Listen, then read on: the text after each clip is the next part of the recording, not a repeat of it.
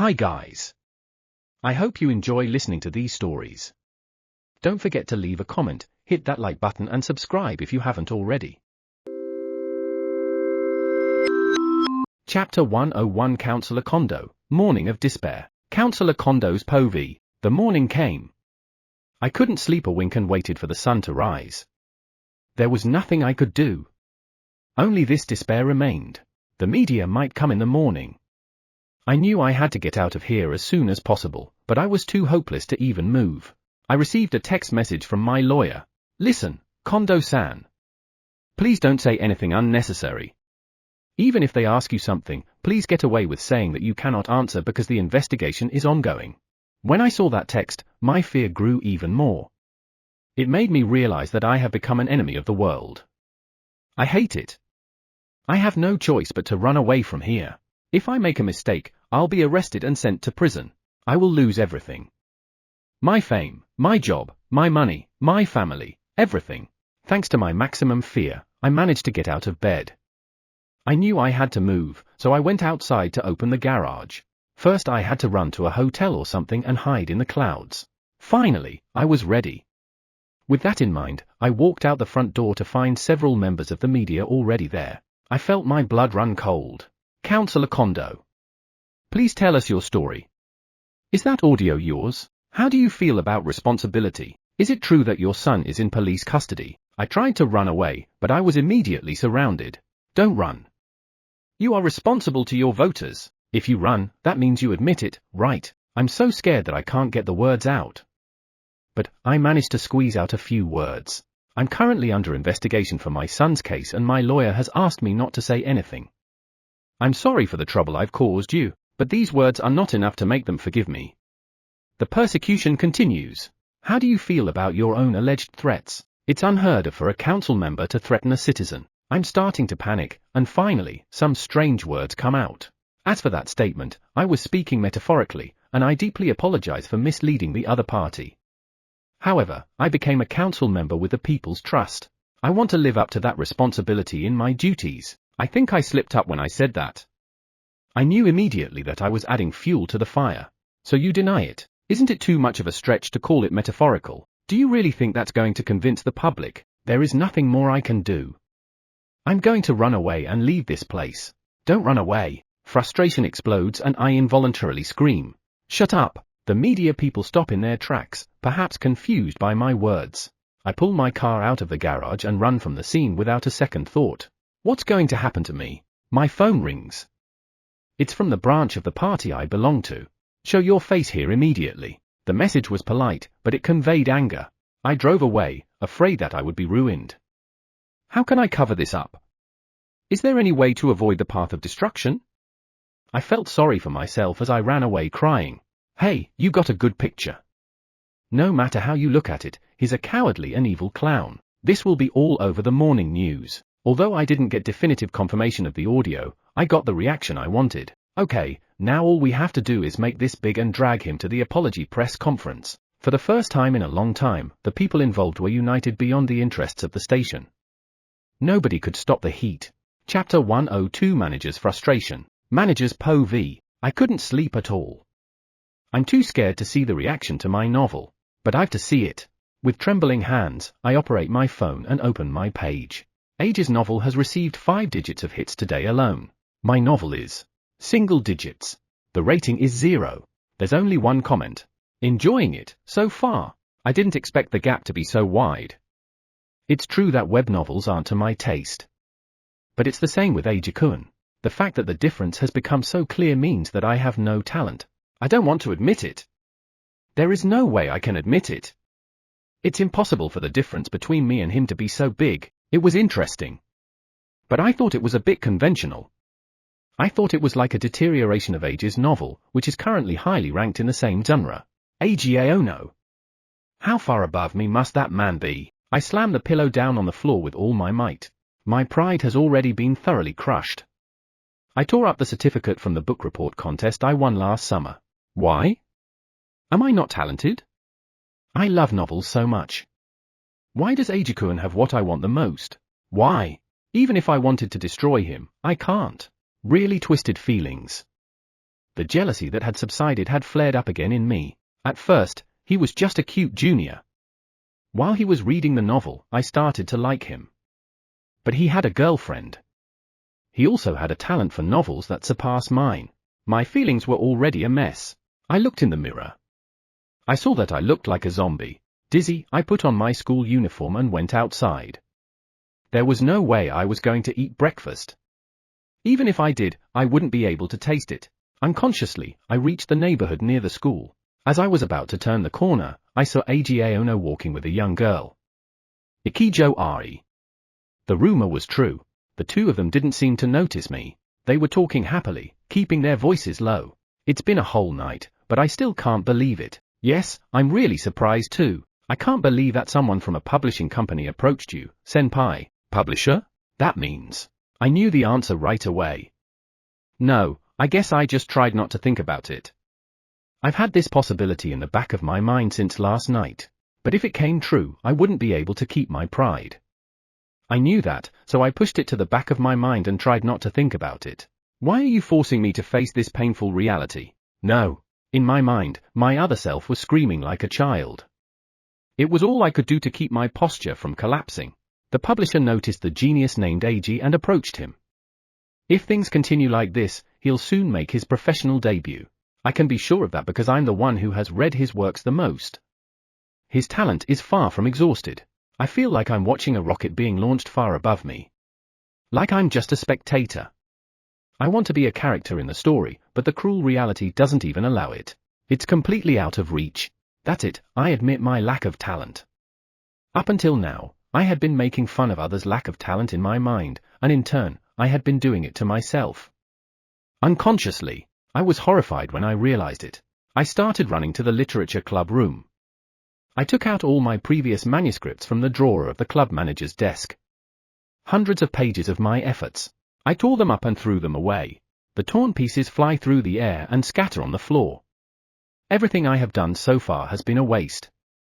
I don't need these useless things anymore. Compared to Eiji Aono's manuscript, I feel ashamed and want to die. I can't win. There is no way I can win. Then I ran out of the room and left a mess. I don't have to go to class anymore. I go home and think of ways not to accept this reality. It's okay. I'm good at making plans like that. I have to get out of here. If I stay here, I won't be myself. I will never forgive Eiji Aono. Never. I left the school. Little did I know that this was the entrance to the stairs of despair. Unable to admit that I was stupid enough to open Pandora's box, I just fell down. Chapter 103, Classmate Reaction. Murata Ritsu's Po v. When I woke up in the morning, I saw a news report about Kondo-senpai's father on TV. The father figure that Kondo-senpai had always bragged about was crumbling. Without pausing for a moment, the merciless report revealed the truth. Kondo-senpai's father had pressured the school and the victim's family to cover up his son's violent behavior and bullying problems. The victim, who had been subjected to violence and bullying, was such a gentle student that he received an award for saving a life and was even slandered on the internet because of false rumors. And he even intimidated journalists by kicking them out in response to the early morning attack. He had already become an utterly vicious politician. Recordings of angry voices, presumably those of the principal and Kondo-senpai's father, can be heard on television. If we are not good enough at listening, they will just say things that are out of tune. Look, you are a counselor, right? You are supposed to be a role model for the citizens. Even when it comes to family problems, you are the person who should feel the most responsible. But it is completely outrageous for you to denigrate XXX Sensei, who put aside his own concerns and devoted himself to his duties. You are supposed to be a person in a responsible position. You paid with tax money. And yet you are forcing the school to cover up a violent incident involving a child. That's bullshit. This is a disgusting betrayal of even the trust of the citizens who voted for you. What will happen to the school's reputation if something like this gets out? Because of a principal like you with a ridiculous sense of justice, the reputation of this school with its history and traditions will be damaged. What pride will this school have if we cover up the incident? On the contrary, as a principal, I would be embarrassed to be blamed for this incident. Listen, what is the value of letting violent incidents and bullying go unchecked and preserving meaningless history and traditions? A proud tradition is one created by each and every student who learns and leaves this school. What value is there in dwelling on the past at the expense of the future of the children who will create that tradition? This is simply a misunderstanding of the purpose and meaning of education. How can you be an educator if you cannot protect a single student? To protect one student, a wound of this size is a small price to pay. XXX-san, you must be misunderstanding something. The principal's words seem to have generated a huge response on the internet. The morning news show also reported on real-time reactions tweeted on SNS. The principal is amazing. Normally, I'd be too afraid to talk back to a council member. It was indeed unfortunate that the bullying incident happened, but I would feel safe in trusting my child to a school like this. I thought schools would cover up bullying. This is what real education is. I was kinda touched. My parents nodded their heads. This is Ritsu school, right? I feel safe with such great teachers. Mom's reaction is normal. This is normal. But I'm not. Why can't I be impressed? It's because I'm the party of this problem. I'm afraid. I'm afraid that Aono's bullying problem has become so serious. I've said horrible words to him on SNS and helped write the curse on his desk. So in the eyes of the world, I'm the culprit who helped that ugly counselor and his son. At first, my heart was light. The boys on the soccer team created an atmosphere where they wanted me to say more and more bad things about Aono-kun. They thought that since he had done something wrong, it was okay for them to judge him.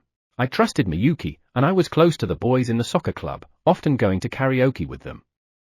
Aono-kun, on the other hand, was a bit shady. We didn't know each other very well. I didn't know that Aono-kun's violence was a lie. I was deceived. So it's okay. If you're telling the truth, I'm safe. The ones to blame are the soccer team and Miyuki for spreading false rumors. I was just friends with the soccer team, so I didn't do anything wrong compared to them. But I knew it was unforgivable.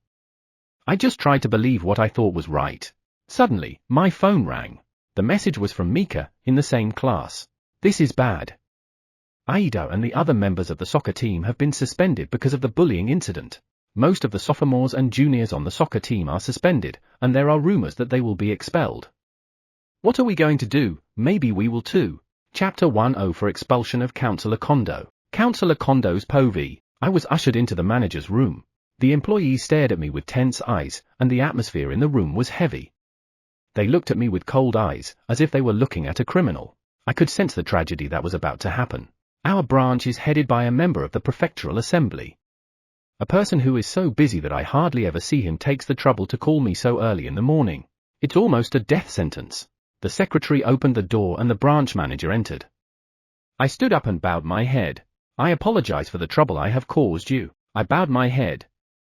I could only cling to the naive hope that he would let me off the hook. A heavy silence filled the room. Do you know what you've done? The word shattered the sweet hope. I'm so sorry. I bowed my head as if on my knees. The branch manager turned on the TV. There was my recorded voice screaming angrily. My outburst against the principal and the Aono family yesterday was played over and over again, and also the footage of my response to the media earlier. The headlines read, "Controversial councillor refuses to resign, outspoken councillor intimidated reporters into keeping their mouths shut," and "Criticism from across the country. XX city flooded with calls of complaints." I guess it was a complete failure on my part to encourage you to run for mayor. There are local elections this year. It's hard for us to defend you. You understand. I've also received protests from former Mayor Minomi and Prefectural Assembly Amada. What are you going to do? They're among the most powerful people in this area. It would be suicidal for us to anger them. The cruel reality of the situation has just dawned on me. I can't stop shaking. The party had raised a lot of money for the mayoral election. They've already spent money preparing for it. It'll all be wasted. For someone who is about to lose his job, the despair runs deep. Because I don't know how many times I tried to apologize, but I was stopped. It's no longer your level to apologize to me. This matter is also seen as a problem by the center. Minami-san and Yamada-san told me that I should be held accountable in a formal setting. It's expected that you will be expelled due to your problematic behavior. Before that happens, you should hold a press conference, sincerely apologize, and admit that you were wrong. Then our wounds will be less severe. Hearing these unsympathetic words, I opened my eyes with a snap and shrugged my shoulders. But I couldn't get the girl's words from yesterday out of my mind. The reaction of the party headquarters and branches was too swift. This is what it means. My ruin will not stop. As expected, the branch leader made a face of displeasure and shrugged his shoulders. The end of the sentence became harsher than ever. You think you have a choice? It's a gesture of goodwill. Remember, if you refuse, we will also turn against you. Seeing his anger, I couldn't help but let out a pitiful cry. Even if I could convince the branch manager, I can't silence the father of yesterday's girl who is higher up. Do you understand? I already have the location for the press conference. Arrive at the hotel with this memo 1 hour before the start time. My secretary will take care of the rest. Total surrender. After that, I will be put on a fully automated wagon and just disintegrate. I'm finished. I have lost everything. Yesterday I was a candidate for mayor, and I had a smooth career, and in one day I lost everything. All that awaits me is to be exposed as a national disgrace, to be used as a pawn on the internet, and to do nothing but watch as I lose it all, little by little. Wealth, fame, and happiness are all gone. The only grace left is a few more hours. I was supposed to be the chosen one, but I finally realized that I am like a baby who can do nothing in front of those who have the power to go beyond. No one will help me when I burst into tears. No one. Hey, keep an eye on him so he doesn't run away. I don't want to be humiliated any more than I already am. I'm already being treated like a sinner. I was aware that I was slowly climbing the stairs to ruin. Chapter 105 Miyuki and her mother. Miyuki's POV. I can't hide it anymore. I go to my mother's hospital room with all my heart. To explain everything, Senpai's father forced her to get a private room. He also left some money, but mother returned it immediately. She had no intention of taking hush money. When I opened the door, mother was watching the morning news. The news about Councillor Kondo was just coming on. She watched in a daze. She immediately recognized him as Kondo-senpai's father, who had visited the hospital room the other day. What does that mean? My mother had already figured it out. The news report said that Kondo-senpai's son was involved in a violent incident with a student at the same school and that he was the perpetrator of the bullying. We're tied in knots. We were both responsible for the violent incident against Eiji and for starting his bullying problem. My mother's voice had become the coldest and darkest I had ever heard. Sorry. Eiji saw me cheating on him, and Kondo-senpai violently attacked him. Not only did I pretend not to see it, but to save my own skin, I blamed Eiji and encouraged the bullying. It was all my fault. I pushed Eiji to the brink of suicide. When my mother heard my confession, her face was blank, her eyes were sad, and she was shaking. Just looking at her, my heart is crushed with guilt and remorse. My mother, my favorite mother who is always kind to me, stood up with her dizzy body and slapped me hard on the cheek without saying a word while standing in front of me. She slapped me again, and again. For a moment, I didn't know what had happened, but I knew it was natural. It was all my fault. Why did you do something so irreparable? Not only did you betray Eiji-kun, but you also left a scar that will never go away, and even if you apologized, it wouldn't be enough. Why did you repay such a kind childhood friend in such a cruel way? Her trembling voice shakes my own heart. I shouldn't cry. Because I am the guilty one. I have no right to cry. Many precious memories of Eiji come back to me. Memories of the amusement park where I used to play. Memories of happily eating lunch together. Memories of him comforting me when I was crying. All of them, I have stained. I'm sorry, Mom. I did the worst thing. I was also told that the school would punish me.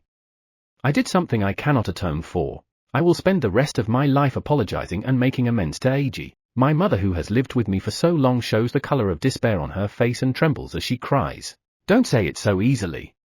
It's not that easy. While in pain, she tries to fulfill her responsibility as a parent. I'm the worst. She said, I feel sorry for Eiji-kun and Aono-san. I don't know how to make it up to them. You will have to live with that fact for the rest of your life.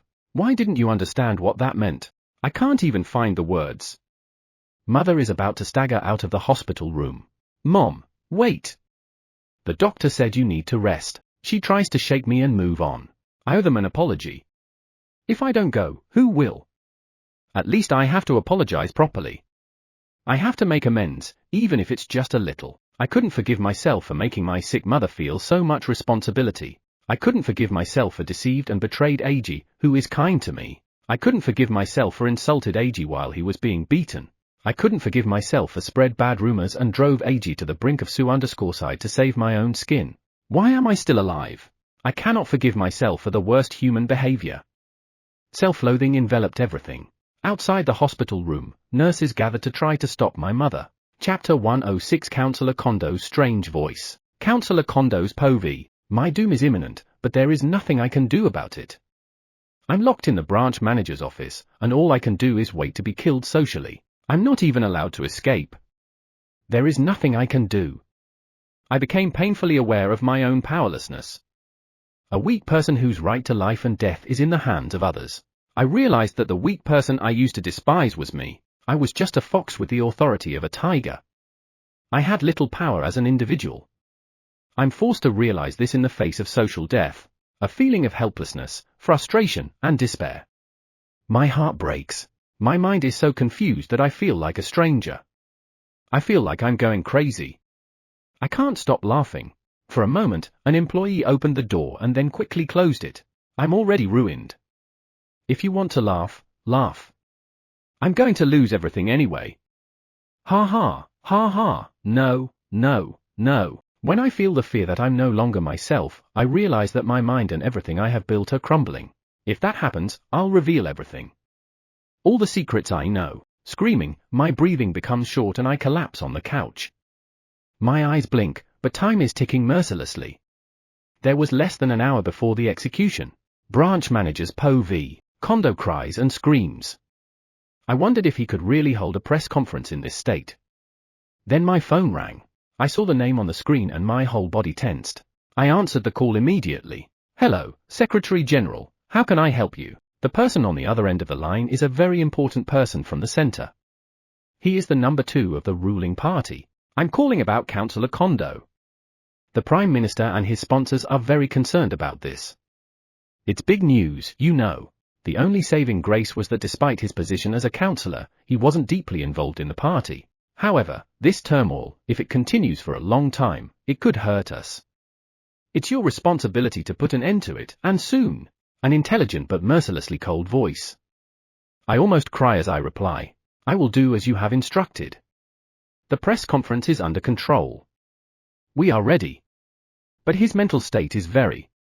I don't know what he'll say later. Is that okay? But the Secretary General says coldly, without even changing the tone of his voice. It doesn't matter. He was just a counselor who thought he had power and went berserk. It would be more convenient for us if he cried and screamed on the way and became a plaything on the internet. Many people will realize that he was not qualified to be a counselor. I would rather that happen. Even if he gets desperate and reveals something, the amount of information he has is negligible. There is nothing he can do. We already called the police. Before he does any more than he has to, we should expel him from the party after the press conference, arrest him, and put him in jail. If we do this as soon as possible, public opinion will understand us.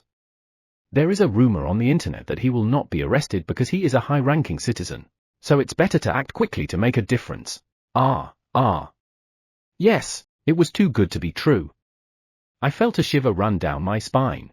It's common for disgraced politicians to end up in the hospital, but such a person would surely be better off if the police arrested him. More importantly, branch manager, you have chosen a very bad person. I may have to ask you to resign. Please don't take it personally. If I fail, there will be no next time. This kind of implicit threat makes my hands tremble. Even though the conversation had ended, my back was still struggling to straighten. Kondo's future is already pitch black. When I think of the imminent end of the annoying man in the next room who is making strange noises, I feel unwilling to do anything. But failure is not an option. If I don't make the clown dance happily, there will be no tomorrow for me. Chapter 107 Mother's Guilt, Miyuki, and Rooftop. Miyuki Mother's POV. The nurse almost forced me back into bed. Before I knew it, Miyuki was gone. I have to rest. I was told that firmly, but there was no way I could stay still. What had I done wrong in raising her? The guilt that made Eiji-kun suffer as much as I did will always haunt me. I think I was wrong to take advantage of Aono-san's kindness too much. I worked hard to raise Miyuki all by myself. Aono-san was very understanding and loved Miyuki as if she were her own daughter. While I was away on work, she provided various kinds of support so that Miyuki wouldn't be lonely. I cannot tell her how much I appreciate her support. How could I forget how grateful I was to those who extended such a helping hand to those of us who had no relatives, just the two of us. I was spoiled by such kindness. I thought I had always said it in words, and I thought I had made sure to convey it to Miyuki as well. take good care of Eiji-kun. Aono-san is a benefactor to us as well. I wonder if that has become a burden. In my heart, I was sure that I could entrust Miyuki to Eiji-kun. He has a different kind of patience and gentleness than the others, and he'll definitely make Miyuki happy. I'm so happy that he's her childhood friend. A happy future is promised. This happy future was indeed there. Maybe it was just that Miyuki couldn't say it, and that caused a feeling of rebellion against it. In the end, she chose a man who resembled her father. What an irony of fate. At the very least, I would like to apologize. Now the home of those who let me in so close feels so far away. Tears slowly trickled down my face and stained the futon. Miyuki's POV. I ran out of the hospital room. I was unaware of my true despair. I had been naive. I had hurt my mother so much. It was so frightening. I thought of Eiji. I think of Eiji's mother too, and I think of the two of them who should have been my benefactors, but I forgot that and ended up repaying them with betrayal. Why am I so stupid? How could I be so stupid as to forget something so important? I was so consumed by the flames of temporary lust that I threw everything away. I wonder if I would have felt a little better if I had been there for Eiji when he fell down after being hit by Kondo-senpai. No, that's impossible. If I hadn't cheated in the first place, if I hadn't tried to give up the things that were most precious to me instead of deceiving myself with words like playing with fire, this would have happened. I would be lying if I said I never imagined a future with Eiji. I imagined a future where Eiji and I would be together forever. It was supposed to be a very warm and gentle future. Why am I such a fool? Self-loathing and guilt. And I feel sorry that I betrayed Eiji and his mother. That I had mentally driven someone I loved to the brink of death. When my mother tells me, I realize the weight of my guilt. I wish I could just die. There is no place for me at school. I have lost the trust of Eiji and my mother. All my friends are gone. All that is left is a feeling of guilt and an unquenchable self-loathing. I went home and put on my school uniform. Then I went outside. Before I knew it, my feet were walking to school. That place has nothing but happy memories. The same goes for the way to school. The memories of going to school with Eiji and laughing every day have now become a weapon that hurts my heart. Let's end this now. I go to the back door and sneak into the school. No one is in the hallway because classes are still in session. I'm under house arrest, so I shouldn't be here. At least I wanted to end my last day by looking at the place of my happy memories. If it wasn't open, I would give up. I could go somewhere else. Quietly, I climbed the stairs to the rooftop. For some reason, the door to the rooftop was open. It should have been locked. The blue sky spread out. Even its beauty is a symbol of rejection for me. But there was a guest before me. It was someone I knew. The person who had taken my place slowly turned to face me. Chapter 108 Miyuki and Re on the rooftop. Miyuki's POV. Why, you're here. Ikijo Re, a face that is so beautiful and a look of melancholy that you can't help but admire it. She's so good looking that, as a woman, I would mistake her for an angel. It makes me so jealous. I found myself resenting her for having everything, including Eiji. And why are you here, Amada-san? You were suspended from school. Yet you're here in your school uniform. I'm clearly in a worse position. So I'm at a loss for words. You're selfish after all. I feel a little resentment at her tone of voice that condemns me like that. None of your business. Why are you here? Answer me. My words are unintentionally strong. She takes a breath and continues. I apologize first.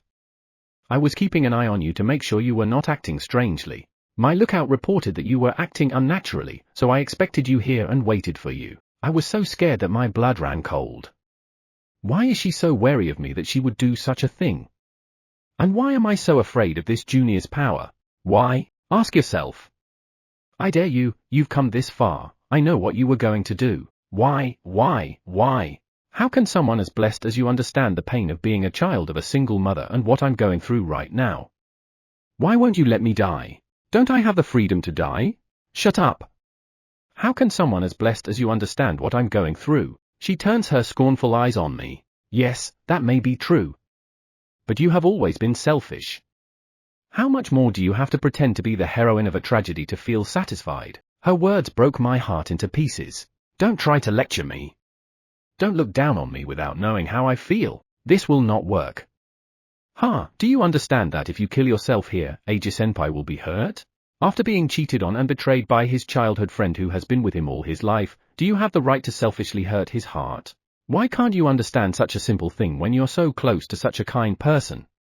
How far will you go in your selfishness? If you were Eiji-senpai's lover, you should think about him a little. What gives you the right to harm his future? How far do you want to spread his lifelong scars? After all, you didn't love Eiji-senpai, did you? Her heartbreaking words made me feel as if my beliefs were unintentionally crumbling. That's not true. I love Eiji, but the compassionate angel easily surpasses even my self-preservation and blows me away with love for Eiji. Then how can you make a decision that hurts Eiji-senpai so much? After all, you only think of yourself, so you can make decisions that hurt the people around you without a second thought. Do you really understand how much Eiji-senpai and his mother were hurt when they were betrayed by a girl they considered family? Did your mother bring you up this far to do such a thing? And all by herself? If you take even one step forward from where you are now, you will hurt everyone. I cannot allow you to die on your own. You have no right to choose who_side. Nor do you deserve it. Please stop being so careless with others. When I am told the truth, my heart gets all mixed up. But I can't back down. I can't retreat.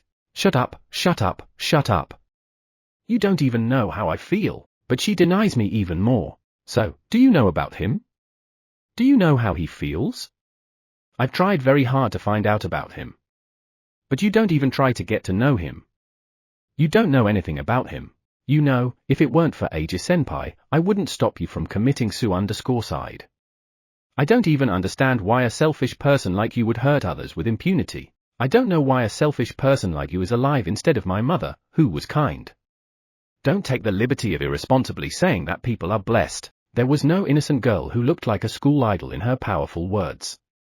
They were the words of a person desperately living in the present. And it forced me to realize how shallow I am. I was at a loss for words. In the end, you just run away. You're just taking advantage of the people around you who are kind to you. You're just spoiling yourself, not knowing how blessed you are.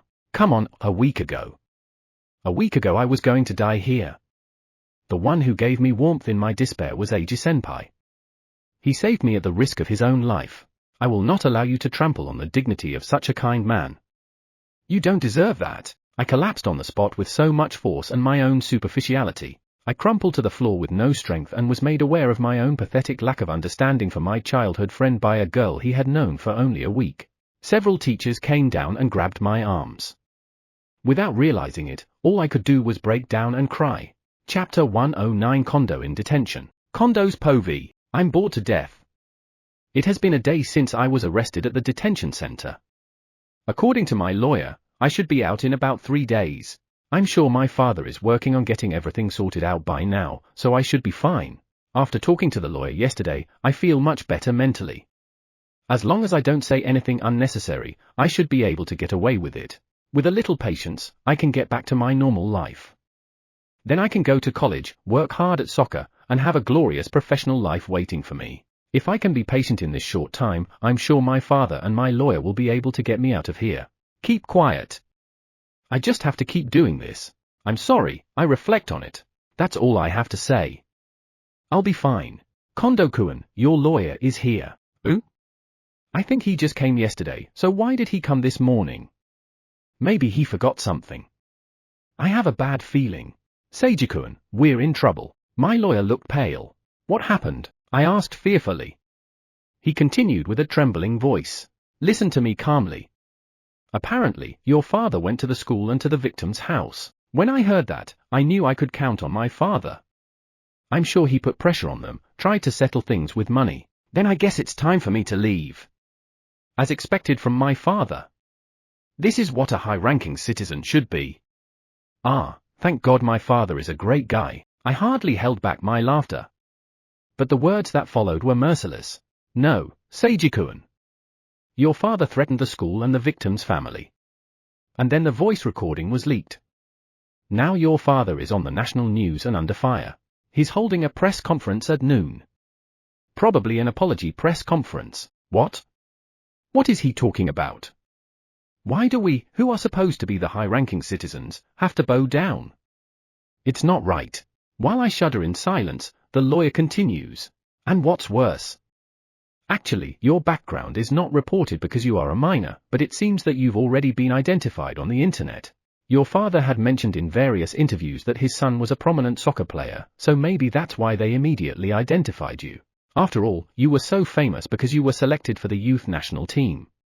Your name is on SNS, internet forums, and some websites with your picture. I could feel the blood running out of me. What will happen to me now? I can still get a recommendation for college, right? I'm supposed to be a member of the Japanese national soccer team in the future and play a big role overseas. Let's be honest, Seiji-kun. It's impossible. No one can cover you up anymore. No university will accept you because you have become the most hated person on the internet. Recommendations are doomed, and your school will most likely expel you. Lies, lies, lies. My father and I are high-ranking citizens and, unfortunately, your father's party will expel him. If he loses his position as a counselor, it will be difficult for him to keep the company afloat. He will lose everything. Do something about it, sensei. You're a good lawyer and we pay you a lot of money. I told you. You and your father lost everything. I don't want to go down with your muddy boat. I'm backing out. When they take away money and status from idiots like him, what's left? Money talks? Nonsense. I don't want to be a part of this anymore. I'm done with you people. Wait a minute. If you back out, who's going to protect us? Help me, I've only got you, sensei. I'm sorry, but your father can't pay me anymore. I don't want to work for free, so let's end this. I doubt we'll ever see each other again, but live on. Ignoring my screams, the lawyer slips out of the room. In a real sense, my downfall has begun. Chapter 110 Counselor Kondo's Requiem. Counselor Kondo's POV. Finally, the time has come. The hotel hall is reserved for the press conference. Dozens of reporters were waiting. Shivering, I walked up to the podium, my eyes blinking from the flashes of the cameras.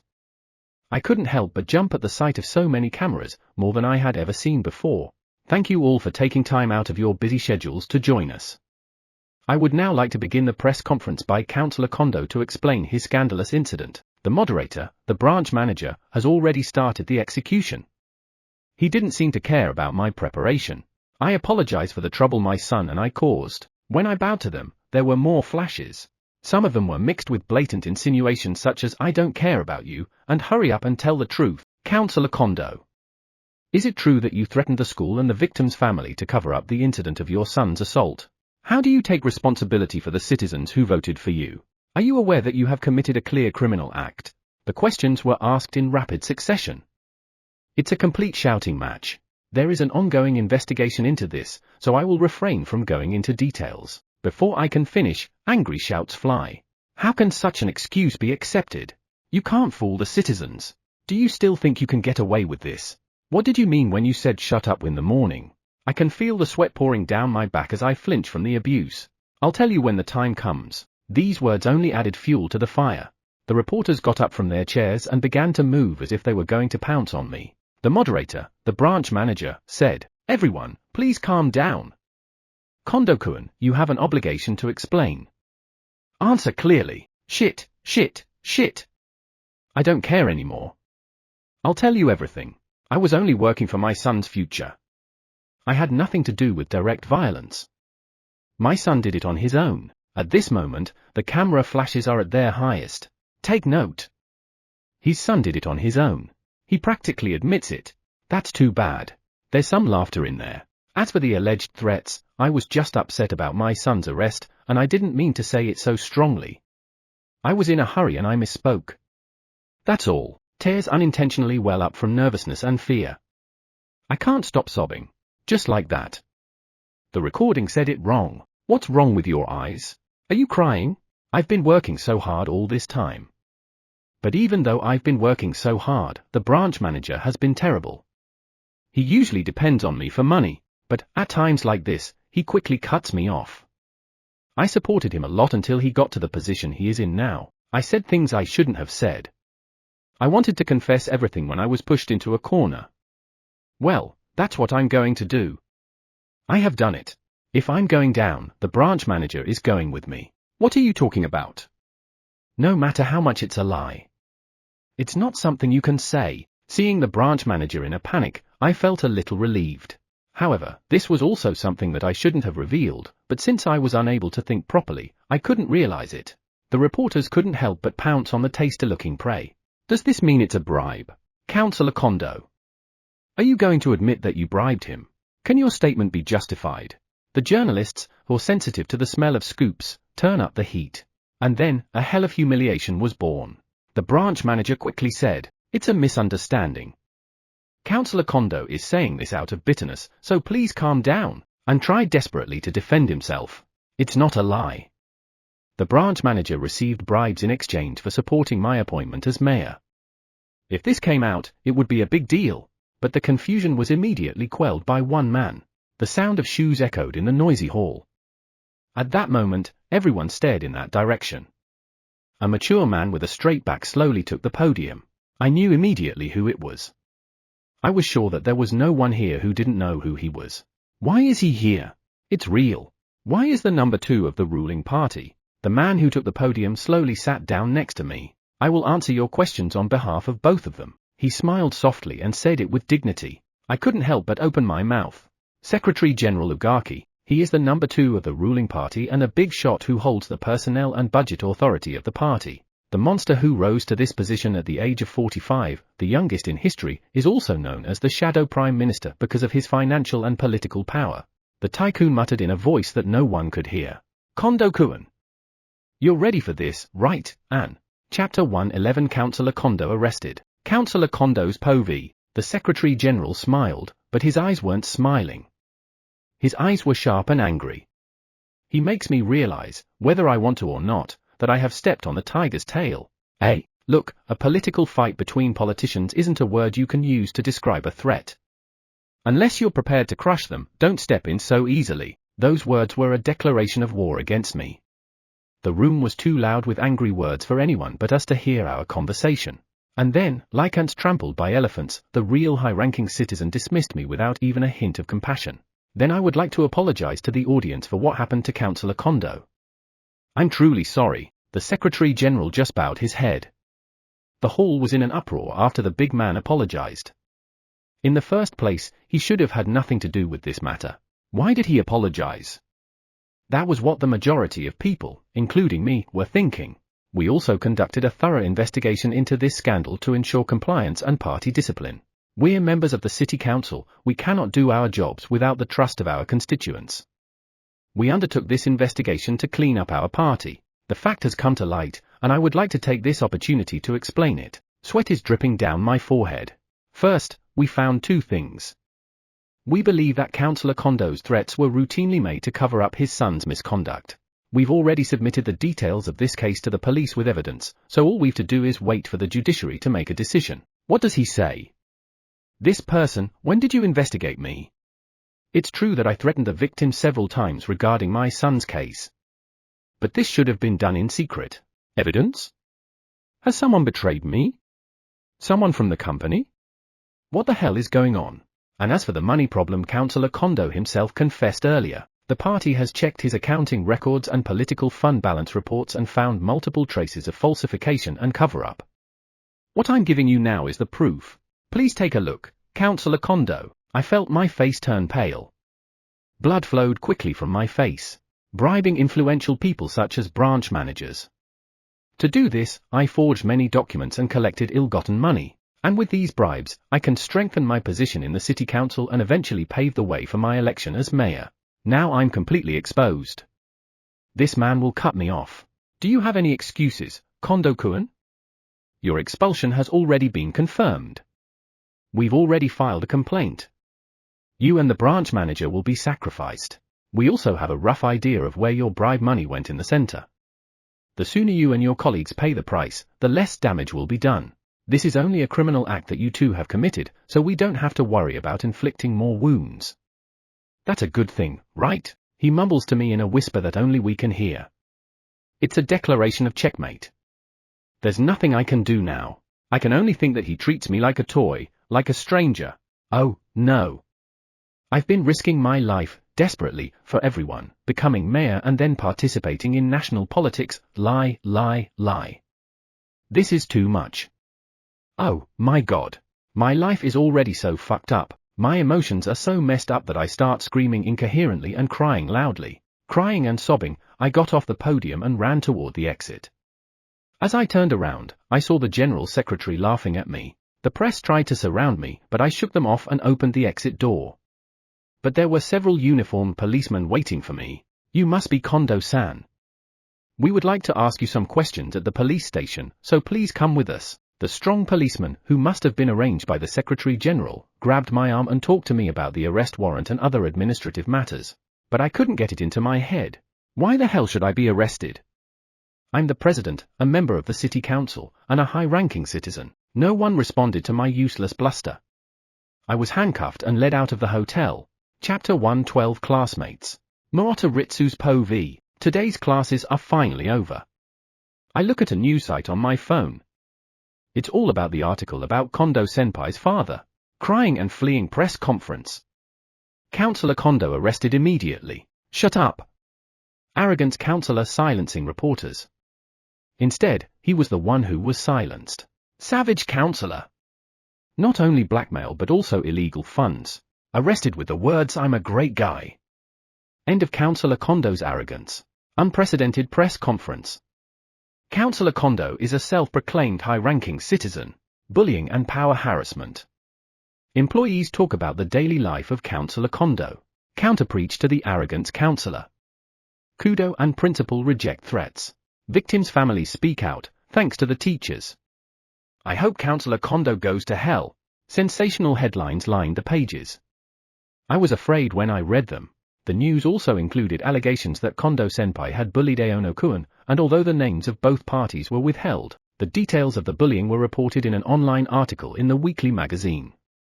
The school's comments were also recorded there. The bullying is currently under investigation, and we are considering strict disciplinary action against the student who caused the problem. Bullying is a crime, and we are working with the police to confirm the facts. After this comment, a professor in the education department of a university said, "I think the school's response to this case, as far as the media coverage goes, is excellent. As bullying continues to be recognized as a crime, bullying will decrease. The environment in this case was a model for the field. My own conscience is shaken. Why did I cooperate with the soccer club without checking anything first?" At the end of the lunch break, Eiji-sensei came to the classroom and told several students, including me, to come to the teacher's room after school. When I saw the faces of those members, I immediately knew what it meant. They were students outside the soccer club who had helped bully Aono-kun. The two soccer club members from the same class were suspended from school today. I also heard a rumor that they would be severely punished. We are finished. The atmosphere in the classroom was like a funeral wake. I wasn't in a good mood. I couldn't think of anything during the afternoon class. And then it was after school. We walked silently to the teacher's room. In the teacher's room, we were separated and led one by one to an empty classroom where several teachers asked us what was going on. My counterpart was my homeroom teacher, Eiji-sensei. Sensei slowly asked me the following questions. "We called you in because of the bullying of Aono case. We have completed our investigation. I want you to tell me your own story without any further deception." The look on Sensei's face warns me that there is no escape. My blood flows quickly. I'm too scared to say anything. I remember the faces of my parents. The faces of the two people who were so happy to see me when I enrolled in this school. I'm going to be harsh, but this one also had a due date at the school assembly yesterday. I think we have to be strict with Murata and the others who ignored it. Do you have anything to say? It was an adult's voice. Frighteningly cold. We were deceived. We were told that Aono-kun was violent with Miyuki-san, so, yes, that may be true. But, Murata, that doesn't absolve you of what you did to Aono. Only justice can judge people, and no one else should judge others. A private lynching is a grave crime. I shudder as Sensei tries to convince me intelligently. I didn't know. Yes, I know. I can sympathize with Murata and the others who were told a lie. But in this case, Aono was innocent. You gave Aono, an innocent man, a twisted sense of justice that will scar him for the rest of his life. I think you should take responsibility for that. Even Murata can only imagine how she would feel if she was suddenly forced to take the blame for a crime she didn't commit and was subjected to violence and harassment, can't you? Please don't tell my parents. Please forgive me. That's how I felt, and I was about to explode with the desire to cry and scream. I had good grades. Maybe I could have been recommended for admission to a university next year. But if my career was damaged here, I wouldn't be able to do that. I was scared. But there was an even greater emotion that overwhelmed my fear. I imagined what would happen if I were in Aono-kun's position. Through no fault of his own, he was made to look bad, and we even blocked him from SNS without giving him a chance to explain himself. We even helped spread false rumors. We actively participated in writing curses on his desk and other forms of bullying. And we even ignore the counseling room provided by the teachers. It's disgusting. Yes, I may have been deceived. But this is unforgivable. If I were in the same situation, I wouldn't come to school. No, I would probably want to die. And then I might not be able to go out and lose the rest of my life. Why didn't I understand that? Sensei? Yes, Sensei, who seemed to understand that I had made up my mind, nodded. I was a part of Aono's bullying. I also said terrible abusive things to him on SNS. I spread false rumors. I participated in the harassment. I will tell my parents about it. I accept the school's punishment. So, can't I apologize to Aono-kun? I don't think it'll make me feel any less guilty. But I think I've to apologize. Chapter 113 Endo's Way Home. Endo's POV. After school, I put on my shoes and walked home across the field. Normally it would be time for club activities and there would be a lot of excitement outside, but it seems much lonelier, maybe because the study club activities have been suspended. Most of the students in the soccer club were suspended. They were already broken, and there seemed to be betrayal in them. Thanks to that, it seems that those involved couldn't escape, and even students outside the soccer club who were involved in the bullying are being identified. I guess my efforts to destroy them weren't in vain. As it is, the soccer club seems to be headed for closure. Kondo was an idol figure in soccer, so he was quickly identified on the internet. I had no idea that the problem would extend to his father, a council member. If his father is socially eliminated, there will be no place for Kondo to return. Kazuki, you're late. How long are you going to keep me waiting? I'm unexpectedly stopped at the main gate and startled. There was a girl who wore a different school uniform. Yumi, Demoto Yumi. No, don't be surprised. Last time she said let's hang out sometime. Since we made up, I thought I'd have some fun. As you can see, I missed you because we hadn't seen each other for 3 years. So I wanted to see you as soon as possible. Her sullen appearance reminded me of those words for a moment. Yumi, is it okay if you play with me? How about your exams and boyfriend? Yumi smiled. She had a happy smile as if we had returned to that time. Don't worry, I'll study after we play. Besides, I don't have a boyfriend. I'm still single, thanks to someone who made me a little afraid of men, and her joking attitude was the same as in the past. But her last words made my heart ache. Yumi, perhaps noticing the tension on my face, rushed a little and jokingly denied it. Just kidding, don't look so serious. Slightly relieved, I replied jokingly as well. That's right. Yumi was originally friendly and popular with boys. I'm not kidding. I've never had a boyfriend. Because I haven't gotten that answer yet. Sorry, I said something creepy. Forget about it. Today, do your best to heal your childhood friend who is tired of studying for exams. It really fills my heart. Okay. By the way, where do you want to go? I want to eat cake. And the arcade. As if to make up for lost time, we quickly returned to those days. Aries POV. It was after school. I stumbled out of school. Kondo-kun was arrested. Bullying? Violence? I didn't hear or know anything about it. Everyone was talking about it. Amada Miyuki and Kondo-kun were together. So the picture was real. Then what am I? I gave him everything, but I didn't know anything. He didn't tell me anything. Why? I want to eat cake. And the arcade. I hear a cheerful woman's voice at the front gate. It was the voice of a woman I knew. Kazuki and Yumi. My voice doesn't reach the two happy people. I see. That's right. My dirty self isn't even allowed to approach the happy-looking childhood friends. I looked away from them as they walked happily forward. All I could do was stand in front of the main gate. Chapter 114 Eiji and Ari's Way Home. Eiji's POV. Senpai, sorry to keep you waiting. Ikijo-san, who had agreed to meet me at the school gate, arrived a little late. I was going to pick her up at her class, but I was glad she came. Are you okay? You're out of breath. She giggled and nodded. I'm fine. Sensei called me, but everything was fine. More importantly, what are we doing today? Oh, yes. Actually, the editor contacted me yesterday to ask if we could meet in person and asked if we could meet around 5 o'clock if possible.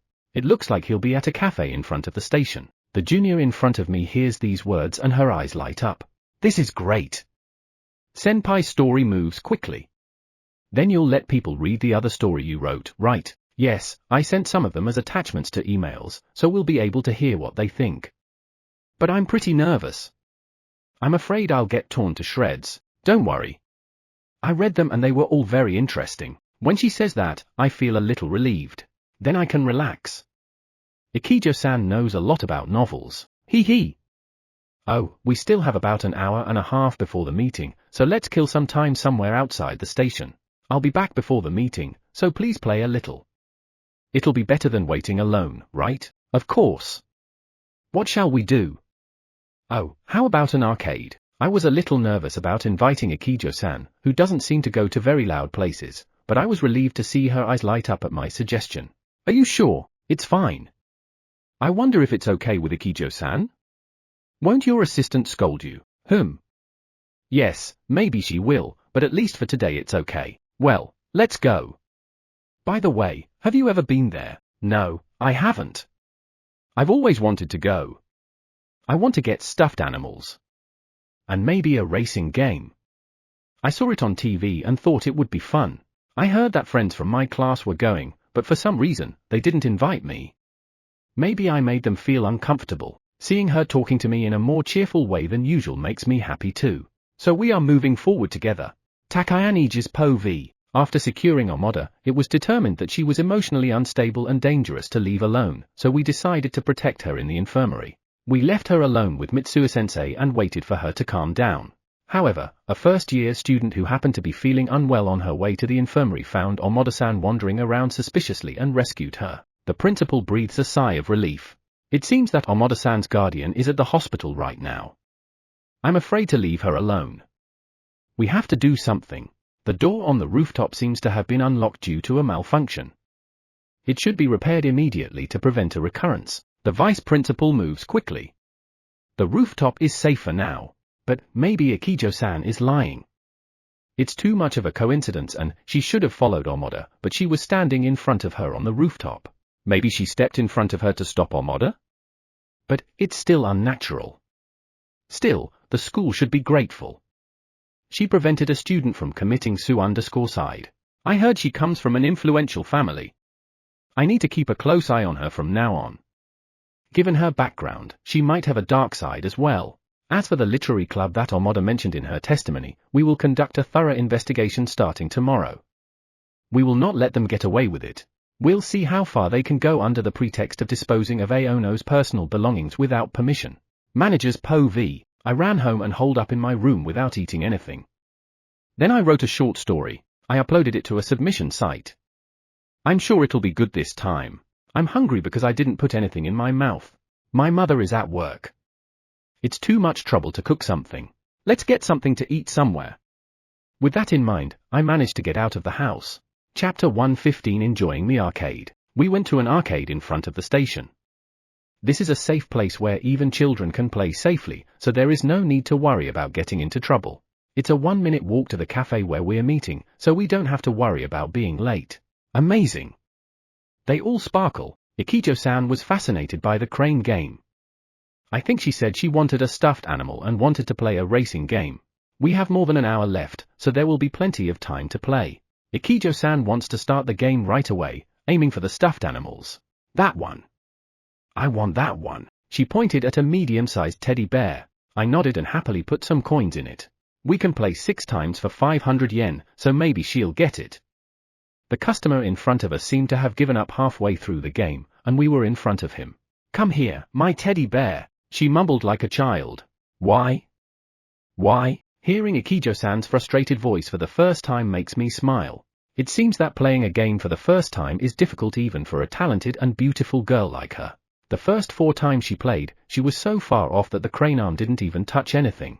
The last 2 times she got better and was able to hold on to the teddy bear, but it still seemed difficult to determine the center of gravity and weak points, and it didn't move. It was attached, but it didn't move.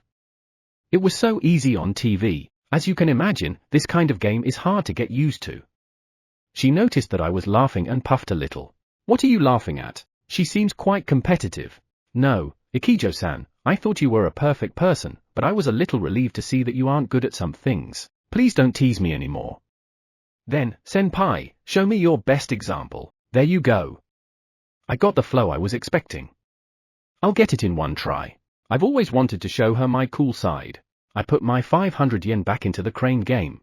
Oh, it moved. I see, it's more stable to aim between the arm and the body. Good, good, almost.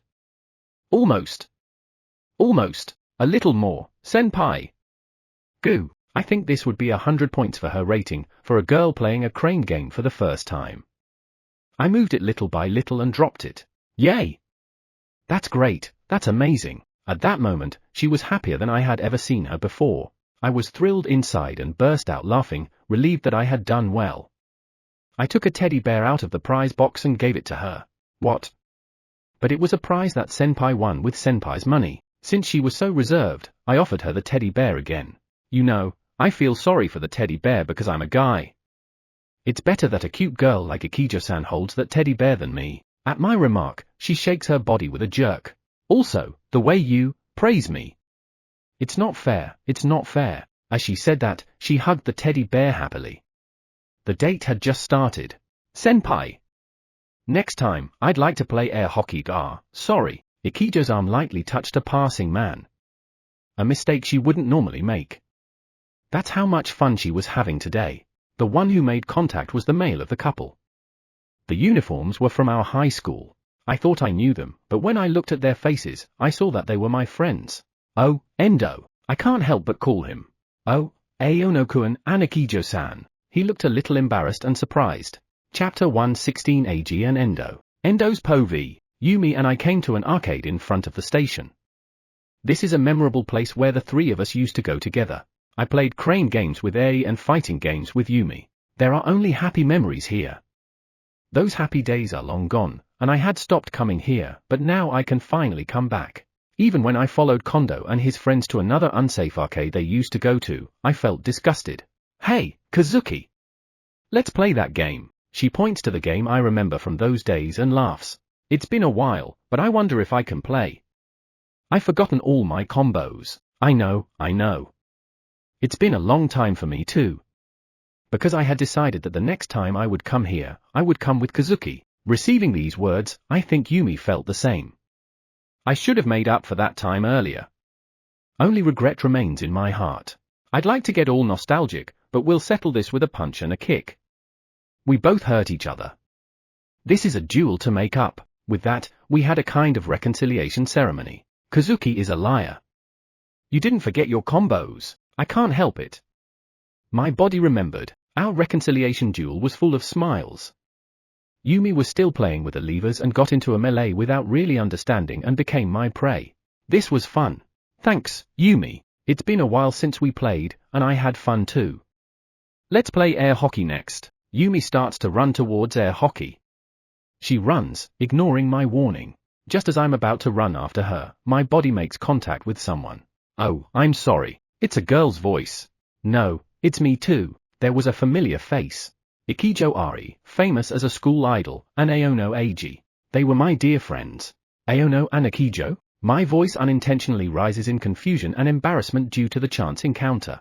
I had no contact with Aono-kun after the incident.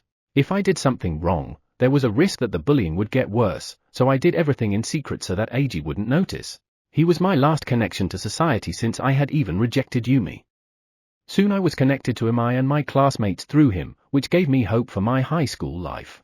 That's why I didn't want to involve him in my revenge. Considering his kind nature, there was no way he would take revenge as an option. So I would be the one to do the dirty work. I was the one who had to stop Kondo. But I couldn't resist, so I sent him a message on the first night of the first day of school. I believe in you, Aono-kun. It didn't get read that day. Maybe he had turned off his phone to get away from the abusive comments on SNS. I think it was buried there. Endo.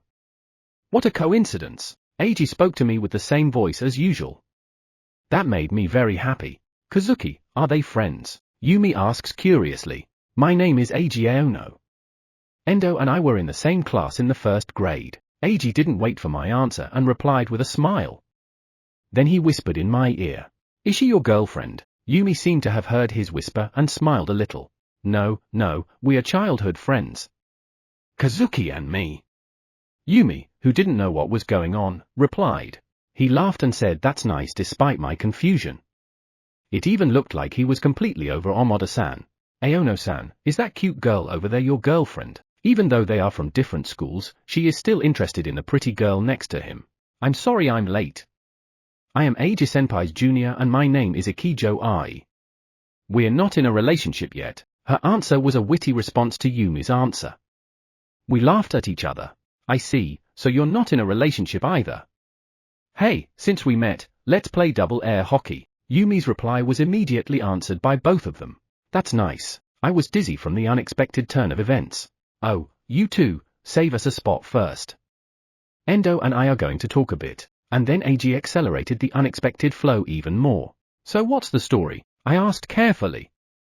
Despite my concern, Eiji had a broad smile on his face. Thank you, Endo. I'm sorry I didn't answer your message. It took me a while to open my phone. But thanks to your message, I was saved a lot.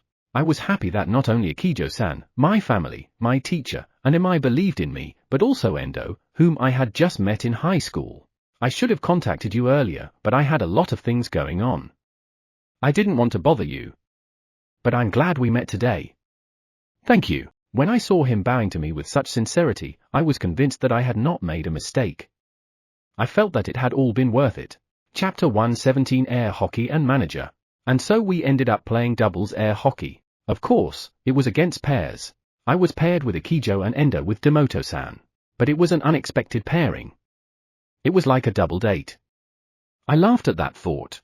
Ikijo-san was full of enthusiasm and had a round pusher, but she didn't seem to know how to use it well. On the other hand, the other couple was quite familiar with it. The combination was perfect. Ikijo-san attacked energetically with TI, and sometimes missed. But she looks like she's having a lot of fun. I see. I should enjoy this game whether I win or lose too. After I realized that in the middle of the game, it was a really happy time. The childhood friend duo really worked in perfect harmony. On the other hand, we're very overwhelmed. But seeing Ikijo-san having fun made me happy too. The result was, we lost by double points, but we were smiling a bit satisfied. We lost, but it was fun. Hey, Demoto-san. Let's play a racing game with the four of us next. Ikijo-san laughed, she was really enjoying herself. It was hard to believe that she was a girl who just a week ago was sulking and thinking that she couldn't believe in people's good intentions. Great. I'm going to destroy Ikijo-san and Aono-san, too. Demoto-san smiles triumphantly. Endo seems to be having fun as well. So we had a great time. We played a lot. It was so much fun, I can't believe we played for the first time today. Demoto-san laughed out loud. We could only nod in agreement. Hey, Eiji. We're going to have dessert afterwards, if you don't mind. Endo made a nice offer. But it was almost time for my appointment. I was at a loss for an answer, but Ikijo-san sensed it and answered for me. We're sorry. Actually, I think Senpai has plans after this. If it's just me, I'd like to join you, but I hope I'm not intruding. That's not true. It's okay. Let's play other games. Ikijo-san was a little reluctant to answer, so I advised her to join them. She nodded. And she said under her breath, I still want to talk to you, so can I join you after the meeting? This is a really unusual question that makes my skin crawl. But it was a rather pleasant suggestion. When I said yes, Ikijo-san gave me her best smile. Senpai. I really appreciated all the help you gave me this past week. I didn't know about all the fun and kindness from people. Without knowing it, I was about to do something stupid. I'm so glad I met you on the rooftop. You showed me such a warm world and made me realize. It's thanks to you, Eiji-senpai. Good luck with your meeting. I really felt saved by those words. After saying goodbye to Endo and the others, I went to the cafe to meet the editor. Manager's POV. I came to the front of the station with no idea where to go. I looked around for a suitable open place to eat. There I saw a man I wasn't supposed to meet. It was Aono Eiji coming out of the arcade. Hey, and involuntarily stared at him. He went into a cafe near the arcade. I followed him into the cafe. I was already acting on instinct, not knowing that my decision would lead to a lifetime of regret. Chapter 118 Manager's Pride Collapses. Manager's POV. I followed Aono-kun into the cafe. The seats were pretty empty, so I moved closer to Aono-kun so that he wouldn't recognize me. I ordered a sandwich and a coffee. I wondered if I could eat in this state. A thin, bespectacled man, probably in his 20s, took Aono's place after a delay. He ordered only an iced coffee and started talking quickly. He spoke excitedly. I apologize for keeping you waiting, Aono-san. I'm Nogi, the editor of XX Publishing. Thank you for taking the time to meet with me today. But you really were a high school student, weren't you? And you were able to write like that? To be honest, I'm very surprised. A man dressed in a cool office worker's outfit continued to speak hurriedly. I knew it was a meeting with the editor. Someone who usually seems so calm becomes quite passionate. That must be how amazing his talent is. No, I just got here early. You're also early 10 minutes before the meeting time. No, I'm sorry, I got excited. Actually, I wanted to meet Aono-san as soon as possible, so I wanted to wait for you. But instead, I made you wait. Sorry, I was a little nervous. Aono-kun, you really are appreciated. If not, would he go that far for a mere rookie? I'm nervous too, right? Ha, I'm older than you, I should be firm. I'm still the younger one in the editorial department. I'm really excited about Aono-san's web novel, including the editor-in-chief. The novel was really interesting. The writing is youthful and fresh, but the content makes you cry and feel happy. Novels like that are hard to find. It was also a novel that is a minor genre on a site where otherworldly fantasy is the mainstream, and surprisingly it made it to the top of the rankings. It was truly a gem of a talent. If we can work together, nothing would make me happier. It was just the kind of seduction that set my teeth on edge. The food I had ordered was brought to me. But I couldn't bring myself to take it. No, I was just lucky. Aono-kun humbly denies it. Normally, this act would be considered a virtue, but to me, it's disgusting. It's not just luck. You know, your follower base is really growing, too. But unfortunately, other novels besides Aono-san's have failed to attract people. Like this one by Tochibana. That was the novel I posted an hour ago. I have a bad feeling about it. Actually, the writing is good, maybe even more refined than Aono-san's. But the content is a degraded copy of the original. Maybe it's rude to say this to the author, but your work is so interesting that no matter how hard others try to imitate it, they cannot. Even a professional editor said that I was a degraded copy of Aono-kun. Humiliation, disgrace, and shame. Tears welled up in my eyes as I realized that the gulf between us had grown so wide that there was nothing I could do about it. I knew this would happen, so I destroyed him before. Thank you. He looked embarrassed. So, Aono-san, we were going to include your novel in the anthology, but we changed our minds after reading the other novels you sent. Oh, I don't mean that in a bad way. On the contrary, in a good way. The other stories were really good. Even the editor-in-chief was surprised. So we want to include them in the anthology, but we also want to make a book of Aono Eiji's works alone. That's what we're thinking about. If you like, why don't you do a short story collection with us? It was like a death sentence for me. I was confronted with the objective fact that my junior has a talent that surpasses my own. Aono-kun is about to make his professional debut and has a bright future ahead of him. Where was the difference? Impossible. If that happens, I'll give the publishers a bad name and... I realized how far I had fallen when I thought that. I found myself admitting defeat and almost cried with pity. I managed to leave the place with a sandwich in my mouth as I cried. I paid the bill unnoticed and left the restaurant feeling miserable. Little did I know that this act would bring me closer to my doom. Chapter 119 Ikijo Ari approaches the mastermind. Ari's POV. After I left Endo-san and Yumi-san, I went to the shopping mall in front of the station to wait for my senpai to finish his meeting. I thought about doing some light shopping to kill the time, but as I thought, my mind wasn't in the mood. I was having too much fun at the arcade. I grin as I look at the teddy bear in my bag. It's the first present I ever got. It's the first time I got something from a man. There have been a few guys who tried to give me flowers or something when they confessed their feelings for me, but I politely declined. because there might be a transmitter or GPS installed. I guess I met someone I didn't have to think such that. I never thought I could have a relationship like this. I think it's because of my first love. I'm floating around like I'm not myself. I'm not sure who I am anymore. The mentally unstable me of a week ago, the me that is filled with warm feelings when I spend time with my senpai and his mother, and the cold me towards Kondo-san, the council member. Eiji-senpai is always so natural. I feel like I'm being influenced by him, and I'm shedding some of the heavy things I've been carrying. Maybe the last thing left is the real me. I think I'll know in a little while. No, I can't. I can't get it into my head. Let's take a little walk. I never walked alone very much. Transportation was always the family car, and probably still is, with someone accompanying me. Out of sight. It's very confining, but I'm grateful for my situation because if the resentful soccer team attacked my senpai, I would be able to protect him. I left the mall. I looked sideways at senpai's meeting place and saw him sitting by the window with a serious look on his face. Cool. I can't help but feel that impression seeping out. It's hot, let's go somewhere and get an ice cream, I thought, scanning my surroundings. At that moment, I saw a woman leaving the cafe where senpai was having a meeting. She looked pale and ran off in a hurry. The face was that of a senpai I knew from school. No, we only know one side. I have no acquaintance with her. And I despise her. Manager Tochibana of the Literature Club. Why is she here? Just a coincidence? No, it's too good for that. First of all, how has she been working until now? All I knew was that she was a senior member of Eiji-senpai's club who had thrown away his personal belongings and manuscripts, because of rumors. If the school's investigation continued, she would be punished. So I didn't pay much attention to her. Compared to Kondo, the mastermind, and the members of the soccer club, I didn't think she would really hurt Eiji-senpai. Will she still have something to do with senpai? I would never allow that. Thinking back, how did Amada first come into contact with Kondo? Was she introduced by someone?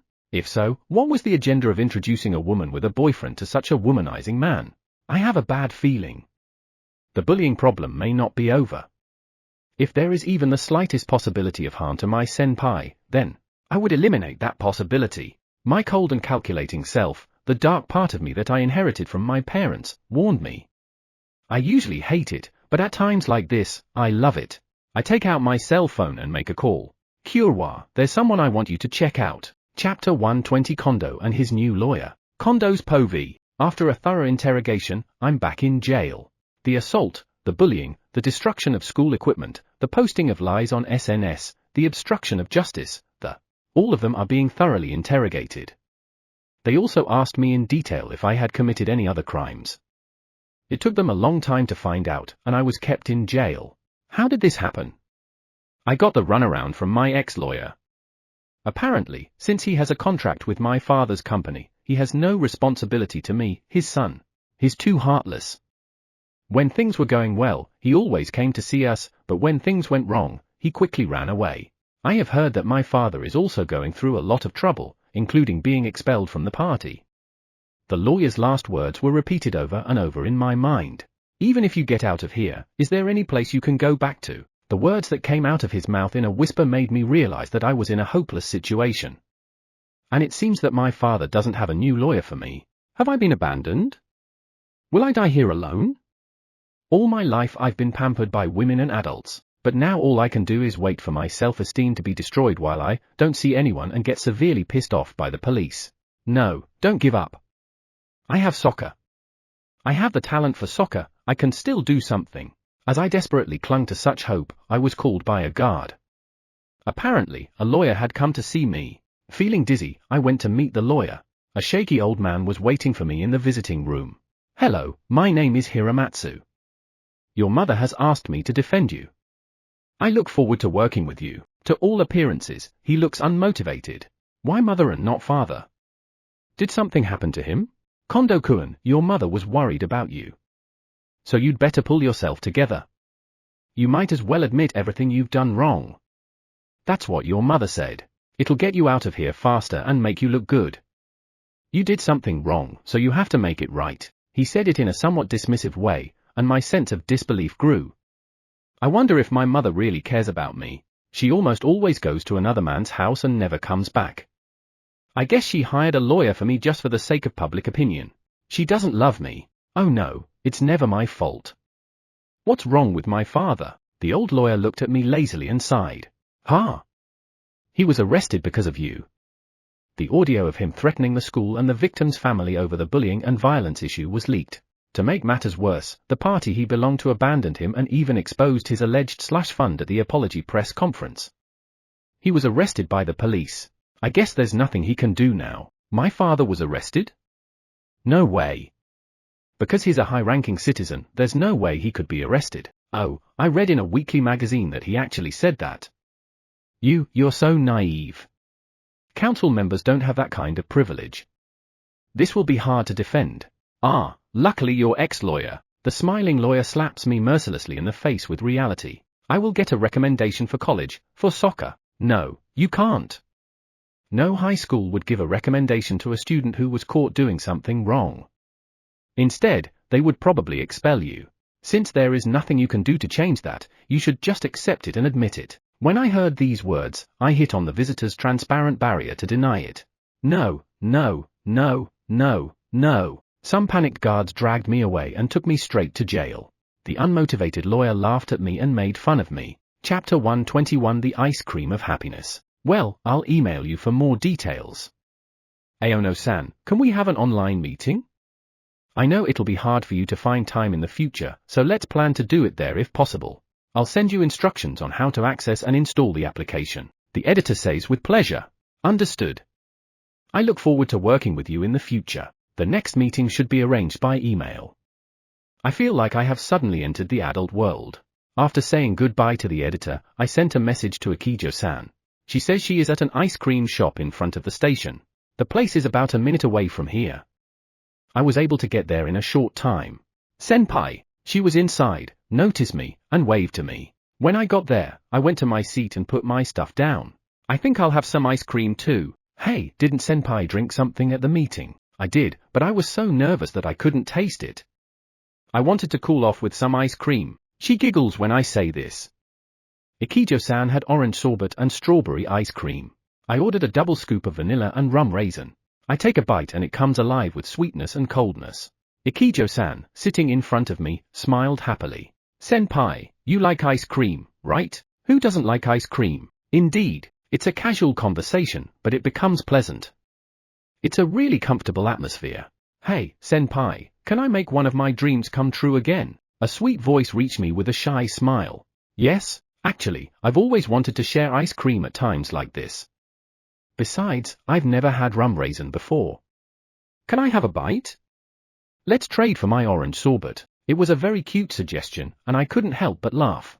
After all, having grown up like a young lady with deep windows, I guess she longs for this kind of casual communication. Are you making fun of me for being childish? She puffs up her cheeks a little and smiles devilishly. I can't help but be taken aback by her gesture, which most high school boys would have misunderstood. No, she's a very cautious girl, so it's almost a miracle that I can hear such a squeak. Yes, please. I use my spoon to put a bite of rum raisin in her cup. That's an indirect kiss, isn't it? Akijo-san responds in a low voice. I gratefully take a bite of the orange sorbet. Wait, I'm not ready yet. But I put the ice cream in my mouth, feeling bad for having come this far. The cool sorbet and the sourness of the orange flavor blew away the lingering heat of the still hot September. Oh my, Senpai no baka. Embarrassed, she took a bite of the ice cream, looking alternately at the rum raisin and at me. Delicious. Her eyes widened involuntarily, and I chuckled inwardly at her reaction to the taste as I popped the rum raisin ice cream into my mouth. The ice cream was sweet, but somehow wrapped in the adult scent of rum, a mysterious flavor that brought us even closer together. Manager's POV. Disappointed, I opened my phone. There was a message from a junior member of my club. Manager, you're okay, right? The soccer team is in trouble. You should think about that yourself. I don't have time for that. Frustrated, I look at her continuing messages. I will keep the club members in the dark for now. If we don't talk, they'll never know. When I read the message, I accidentally yelled at her on the street. I told you, this is not the time for that. Nearby passers-by looked at me and flinched. Even that made me feel humiliated as I fled home. Chapter 122 Endo and Yumi's Way Home. Endo's POV. After saying goodbye to Akijo-san, we walked around in front of the station. It's a rather relaxing time. Maybe it's because I've been so tense lately because of the problems with the soccer team, but it's a good way to relax. Aono-san and Ikijo-san, they were good people. I'd like to hang out with them again. I can't believe those two aren't dating, even though they're so close, Yumi said and then giggled. I was deeply moved to see Aono-kun smiling so happily. What? You look like a craftsman who just finished a job. What are you happy about? No, it's nothing. By the way, shouldn't you go to cram school right now? I should go, but I don't mind skipping it. It's rare that the serious Yumi says something like that. No, I haven't seen her for so long, so it's probably natural that she's changed. Don't make that face. I'm just kidding. I've never missed school except when I was sick. But you know, Kazuki. There's also me who thinks it's okay to be a Ronin, because then we can go to the same college and spend the same time together again. She says it jokingly, but I know she means it because we've known each other since childhood. In the end, I can clearly see that the incident with Ei and Kondo made even Yumi suffer. I wish I could tell this to the Hikikomori Miya at that time. You are not the only victim. Thank you. What's so sudden? If you thank me, I should say something too. Thank you for today. It was really fun, just like the old days. If it's okay with you, Aono-san and Ikijo-san, I'd like to play together again. Tell them I said hi. Of course. I smiled back, celebrating in my heart that my relationship with Yumi had been restored. Okay, I'll study hard for the exams. I'll call you at night. Let's date again. We laughed and parted. Yumi was in a good mood and went to cram school. Yumi's POV. After saying goodbye to Kazuki, I went to the convenience store to buy some snacks for cram school. If this incident had never happened, the three of us would have played together. When I think about it, I feel helplessly lonely. Ei. You make Kazuki suffer. How can you be so cruel? Why? You knew how I felt. Because you're Ei, I even gave up on Kazuki's love. Sorry, the Ei I know is gone. I don't think we should see each other anymore. Don't talk to me at school either. I still remember the last conversation I had with Ei when we were in middle school. I miss the time when the three of us were together, but I don't regret the decision I made that day. Hey, Kazuki. I'm still waiting for your answer to that time, okay? You don't have to hold back anymore, right? After I made my decision, I bought some chocolate and went out. But, I'm telling you, this is not the time for that. I hear a woman shouting from the direction of the station. Everyone turns around. And I was surprised. Because the owner of the voice was someone I knew. We hadn't talked much, but she was a girl I went to junior high school with. Tochibana-san. When I tried to get a good look at her face, she walked away as if to run away. Come to think of it, she went to Kazuki's school, right? Did something happen to her? Maybe I should ask him tonight. Chapter 123 Congratulations Pizza and Crushing Perpetrators. Kitchen Aono. I tell my family and Ikijo-san about today's meeting. What? You're not only participating in an anthology, but you're going to publish a collection of short stories, Ikijo-san exclaimed in surprise. Mother's eyes lit up and said, that's amazing. So there will be a book just about Eiji's story. Mom is so happy. I have to buy 3 copies, one to read, one to keep, and one to promote. The ladies got excited and left me behind. That's right. It's amazing to suddenly have 2 books out of the blue. You're a professional high school novelist now, senpai. When they said that, I felt a little embarrassed. Congratulations, Eiji. My brother says that to me with an ever-present smile. My favorite combination of special pizza and Coke was brought in. Apparently, he made it to celebrate. Thanks, all. The pizza with tomato sauce and full of seafood and vegetables. It smells great. So, should I report this to the school or something? I'm sure there's some kind of confidentiality agreement or something. Mom, you grow up. She knows what she's talking about now. The editor asked me to keep it as quiet as possible until it's officially announced, but he also said it's okay to talk about it as long as I get permission from the school. I'm a minor, so I have to have my guardian fill out some paperwork. I'm sorry, Mom, I need your help. Of course. I'll fill out as many as you want. Oh, I can't wait. Well, we have to get ready for the night business. Aya-chan, please have a pizza with Eiji. Yes. Thank you, Mom. Ikijo-san looked at the pizza with great interest. Could it be? Ikijo-san, perhaps do you like pizza? This is the first time, or? I've been longing for it, or? I've always wanted to try pizza with my friends. So again, it's more like a dream come true. She really is a young lady, I giggle. She is so excited that she doesn't seem to be able to answer well. I tell her to go ahead. This pizza is a special menu item that we only serve at Christmas and on the birthdays of regulars. Delicious. Pizza is so delicious. The seafood, vegetables, and cheese are amazing. Apparently, she liked it a lot. Looks like she has learned the taste of sin. We had a nice dinner. Of course, it was also because of Ikijo-san's presence. It made me happy. Literature club members POV. In the end, there was no reply from the manager. I wonder if she is okay. I was worried. I was shivering in my room. Kondo-senpai was arrested and all the people in the soccer club were severely punished. I just did what they told me. If I did that, Kondo-senpai said he would date me again. And I did what the manager said and took Miyuki to meet Kondo-senpai. So, we date like lovers. If I did what Kondo-senpai said, everything would be perfect. I've already talked to the other members. The only obstacle is that first-year member who recently left the club, but I've already threatened her.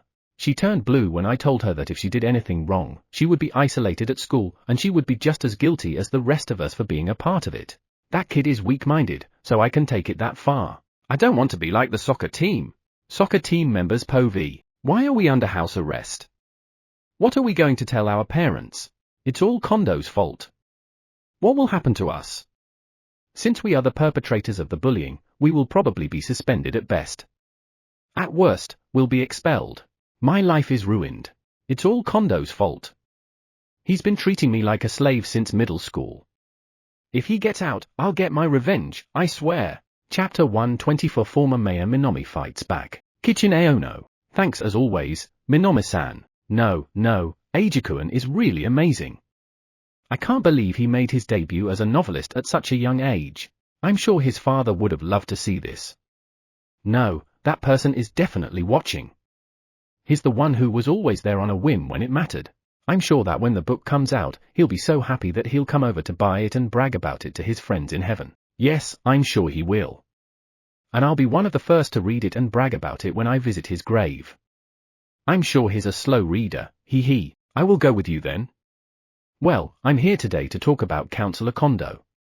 It's time to get down to business. Yes. What will happen? The city has already discussed countermeasures. Apparently, the accounting irregularities involved the company he ran. That would be a complete violation of the law. If proven, the company will lose its qualification to bid on construction projects. If that happens, his company won't survive. It would go bankrupt. By the way, the councillor is, by city ordinance, if a council member is arrested while in office, their privileges are immediately terminated. I've already laid the groundwork with the council members I know. At the next council meeting, he'll be asked to resign. If he refuses, he'll be expelled without question. If that happens, he won't be able to bully this restaurant.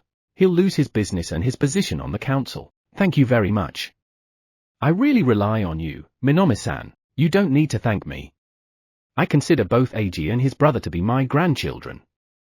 I will do whatever it takes to protect my precious grandchildren.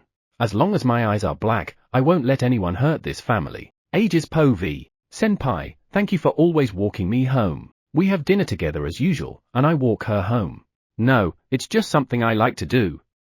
Besides, I like to talk slowly on the way home. When I said this, Ikijo-san's face turned bright red and immediately returned to her usual expression.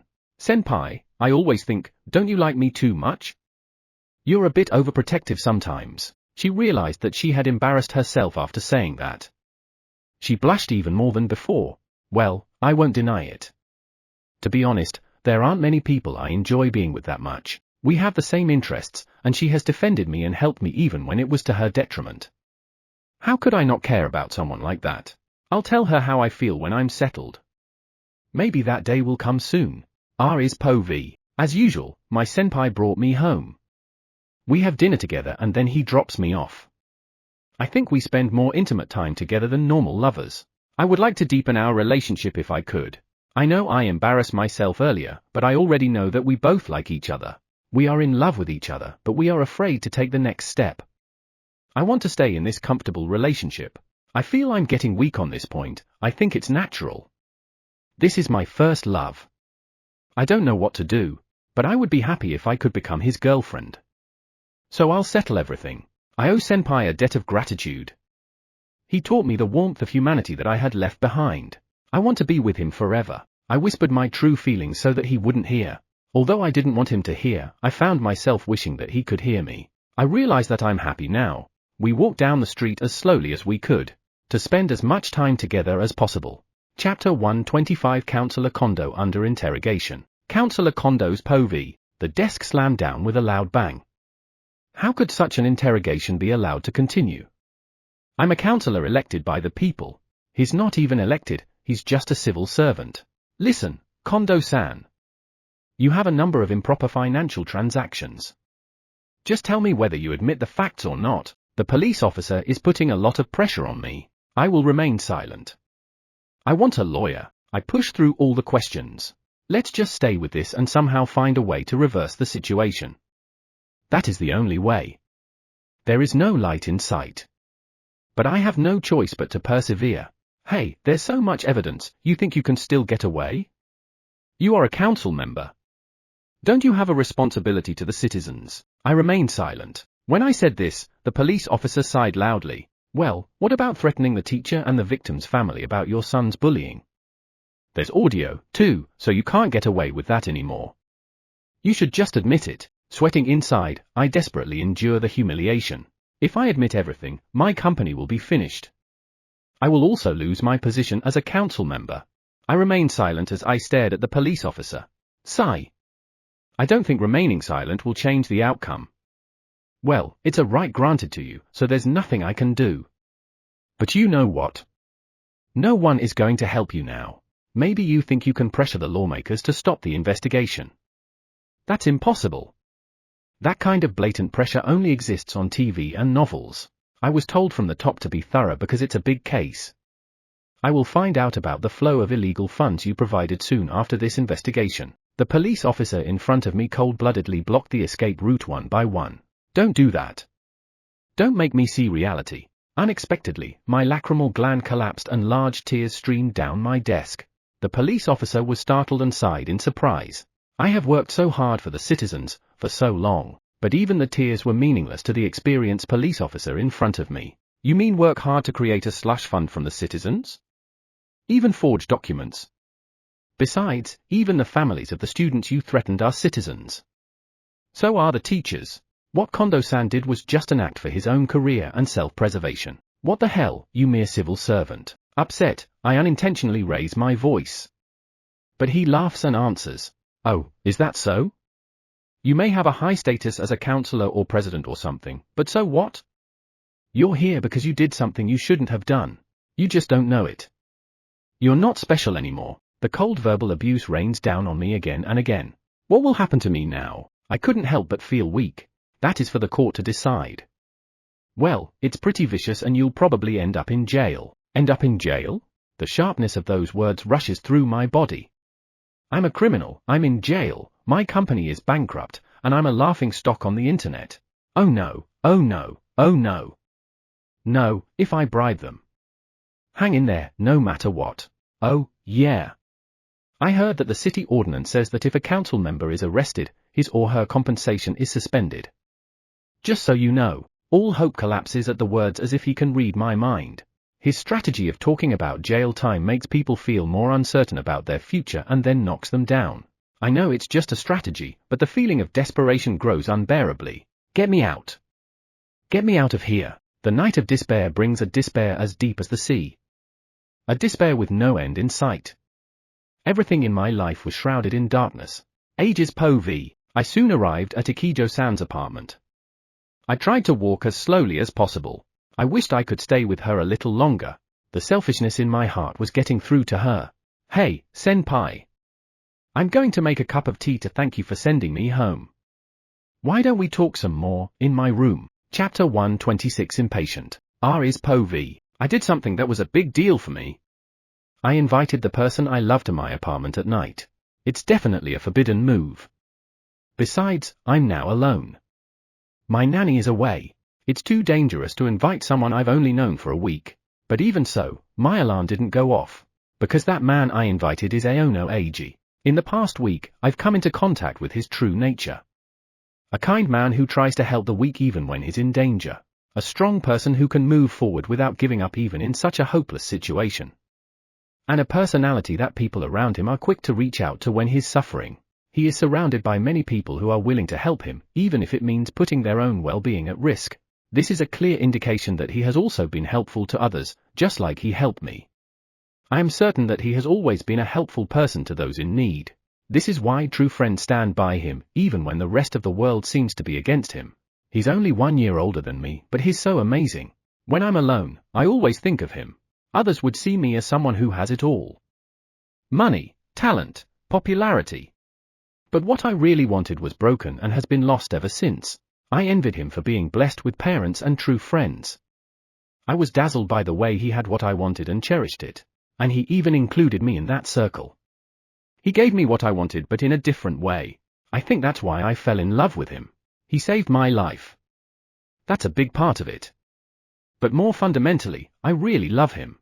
We take the elevator in the apartment building to my room floor. I was nervous and so was him. So we were silent the whole time. But strangely enough, even this silence is somehow comforting and reassuring. Senpai, you're too nervous. Going to a girl's room at night feels like doing something wrong, doesn't it? I dare to tease him like that, partly to hide my embarrassment. If I don't, I get nervous. Of course, I get nervous. I've never been in this situation before. I almost let out an "a" voice. Has he ever been to Amada-san's house? No, he probably has. Because I'm sure they had a family relationship. After calmly analyzing the facts, I came to a conclusion. I see. So, I'm special, right? I'm so happy that I put it into words. I'm happy that I'm special to him. No comment. Don't be such a politician. I mean, are you sure? I mean, how much more careless can you be? You're alone now, right? If something goes wrong, soon we were on the floor I wanted to be on. Being a gentleman, he wouldn't do anything I didn't want to do, I'm sure. I didn't have to worry about him forcibly attacking me, because he is Aono Eiji.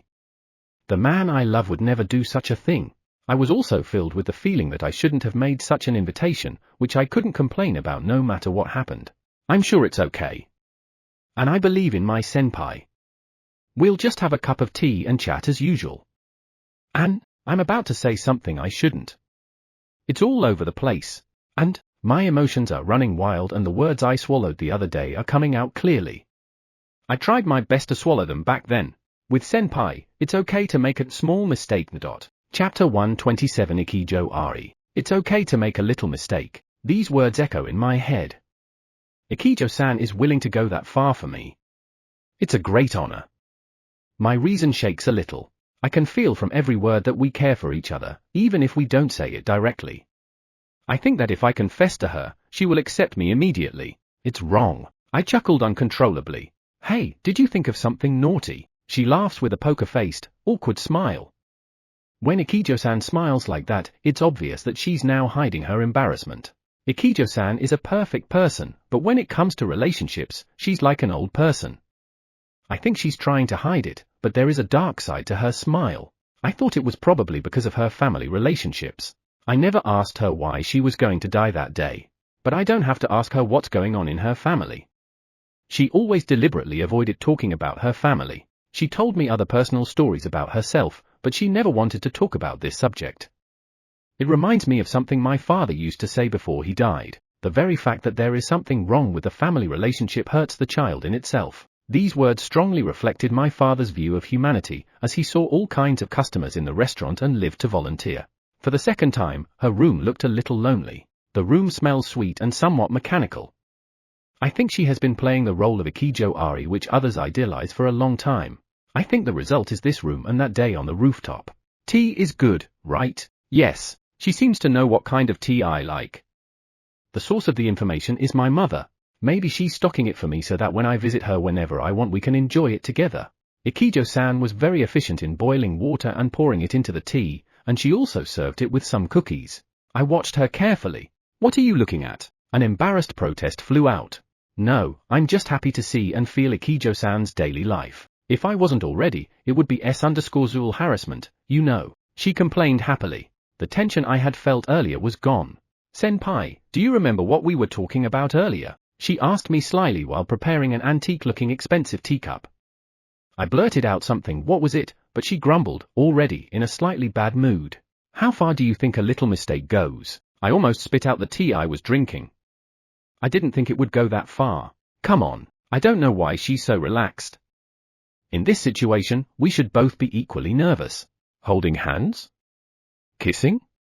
Anne? She puts down her tea, walks over to me, and whispers in my ear. There are probably very few men who wouldn't be shaken by such an attack. I slowly stand up and hug her soft body. She smells sweet and honey. Her body, which had been slightly shaken, soon relaxed. Ikijo-san accepted me as if she was already prepared. She slowly puts her slender arm around my back. I squeeze out the answer to her earlier question. Maybe something like this. In my arms, there was no junior who was called the idol of the school and who was supposed to be a talented woman who excelled in both the arts and sciences. There was just a weak and vulnerable girl. Ikijo-san turned her happy and somewhat sad face toward me with a reassuring smile. She nuzzled her face into my chest. Chapter 128 Aono Eiji. I hug her body tightly. The feel of her soft skin. Her sweet breath. The smell of shampoo and soap. I'm sorry. But just a little more. She refuses to show her face as if she were spoiled. She's probably crying. Her voice was shaking. This girl wasn't the school idol or the perfect person. She was Ikijo Ari, the vulnerable girl of her age whom I had met on the rooftop that day. I don't think my next choice is the right one. But let's follow my feelings. It might be a mistake. It might not be what she expected. It might be too heavy, but I've learned from what happened with Miyuki. I have to tell her what I really want to say while she's still with me. I relax my arms. Ikijo-san looks at me with wet eyes, a little surprised. Her face is bright red and she looks anxious and clinging, a vulnerable expression I've never seen before. Senpai, I touch both of her shoulders as she stares at me and begins to speak. No need to rush. If it's okay with you, I'll always be by your side, Ikijo-san. I won't disappear anywhere, ever. She looked at me with a surprised expression. I hit her with something heavier than that, a confession of love, somehow. As if she understood what I meant by the delay, she let out a short "eh," and jumped into me as before. Yes. Don't let me go, she replies shakily, but somewhat happily. Relying on these words, I put my hand on her back again. Yes, absolutely. Slowly we move forward. R is POV. How far do you think a little mistake goes? Holding hands? Kissing? Or, he seemed very disturbed by my mean question. After I said it, I was overcome with self-loathing. I was aware that I was forcing him, a kind man, to make a cruel choice. Even though the incident with Amada-san had just happened, even though he might not have made up his mind yet. I was in a hurry. His talent was amazing. I was happy that he had decided to make his debut as a novelist, but I was also sad that I might be left behind. I didn't want to be left anymore. My mother and father were gone. I'm afraid my senpai will leave too. So I acted spoiled to him like a child spoiled by her mother. I was afraid of what he would say or do next. Whatever he chose, I would be happy. But at the same time, I could imagine that I would regret it. I forced him to choose. But he hugged me without saying a word. The tenderness of his hug envelops me. I am happy, he mumbled, maybe something like this, in a reserved way. I felt the warmth of his body against mine. His large back gave me a feeling of security. I'm happy. But I feel disgusted with myself. I want to force the relationship to go deeper. What if he goes somewhere else? What if he finds someone else that he likes? Our relationship is just crossing a dangerous bridge on the rooftop. I want my relationship to be solid. I hated myself for being so selfish. I hated myself for taking advantage of his kindness. I'm sorry. But just a little more. I wanted to show him that I existed, to hold him, to keep him from leaving me. He straightened his posture as if willing to accommodate my selfishness. Then he slowly relaxed. This moment made me anxious. Maybe he'll hate me. The world seemed to be falling apart because of this doubt. I was about to cry, "Senpai." I squeezed out. He gently touched both my shoulders with a very sincere smile. No need to rush. If it's okay with you, I'll always be by your side, Ikijo-san. I won't disappear anywhere, ever. The words he spun for me were beyond my imagination. It took a while for my brain to comprehend them. A confession that seemed similar but deeper than a confession of being a lover. And the words I wanted more than any of the options I had listed. My head goes blank and my heartbeat gets louder and louder. I was so afraid he would hear it. I do my best to see his face. But I'm so nervous that I can't really make eye contact with him. But I really want to look at his face and answer him. I gathered my courage and looked at his face, and I saw that he was looking at me anxiously. Seeing that, I felt calmer and was able to express my feelings honestly. Yes. Don't let me go. I think I had the happiest face I've seen in years. Yes, absolutely. Hearing these words makes me very happy. Slowly we move forward.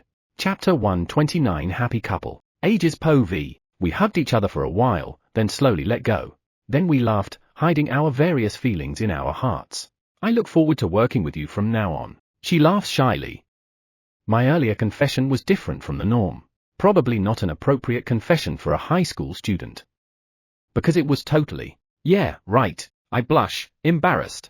I think it should have been the beginning of a relationship, but, well, you know. It felt like she was embarrassed too. The atmosphere between us was indescribable. I drank a cup of tea that had cooled a bit. The sweet and wonderful sourness of the fruit and the bitterness of the tea come together at once. It's perfect for my mood right now. She sips her tea at the same time too. It's a fascinating sight. It's gotten a little cold, hasn't it?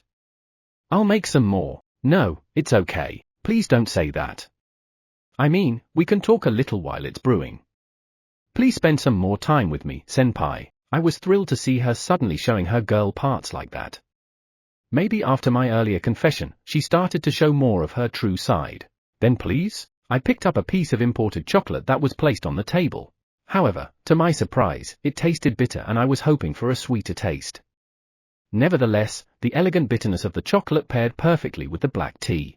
It was evident that this was an expensive chocolate, which made me realize that the person who placed it on the table is a true young lady of sophistication.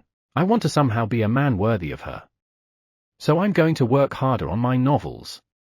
I want to develop the talent she found for me and make her happy. Senpai, yes? With her back to me, she was brewing tea. I feel a sense of elegance in her work. I know I have to say it right. Because I think you probably notice my sniveling. I don't want to take advantage of you without saying anything. I know what she is trying to say. Maybe it's about her family. It seemed like she wanted to say it, but she couldn't. I don't think she's made up her mind yet. I didn't want to force her. I can see that she's trying not to show her expression. But I know she's wearing a sad face right now. Yes. As I said before, you don't have to force yourself. There's no need to rush.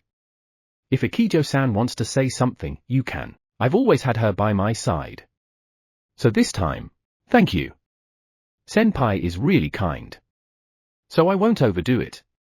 If I can explain it to you properly, and if your feelings haven't changed after hearing that, please say what you just said again, senpai. Too serious. I thought it was normal. Yes, I can imagine that she has a difficult past with family relationships. But it's not her past that I like. I love her now, and in the future. My feelings won't change. Because what I said earlier wasn't directed at the past Ikijo-san, but at the present Ikijo-san. Hearing these words, she lowered her head slightly. I continued. Thank you very much, for the words you want to say. We slowly move forward. This time I hugged her from behind. She doesn't mind but accepts it. Our relationship had definitely deepened. R is POV. My senpai drank tea and went home. Too many things happened and I collapsed at the door. But our feelings were the same. Just to know that I didn't have to rush anymore. I was loved by a man named Aono Eiji. That fact makes me so happy. It makes me want to scream. I always wanted someone to love me. I finally understand. He made it clear to me. But you know what, senpai? I sigh happily. I was ready to be kissed, ready to be pushed down. But you didn't, what a shame. Next time, for sure. Senpai, I won't let you go. Chapter 130 Miyuki realized her happiness. Miyuki's POV. I was on my way to my mother's hospital, accompanied by Mitsuo-sensei. I remembered what had happened at school. When I broke down in tears, the teachers took me to the infirmary and put me under observation. Of course, they did. They couldn't leave a student who had just tried to commit suicide. Takayama-sensei came to see me and asked if I was okay.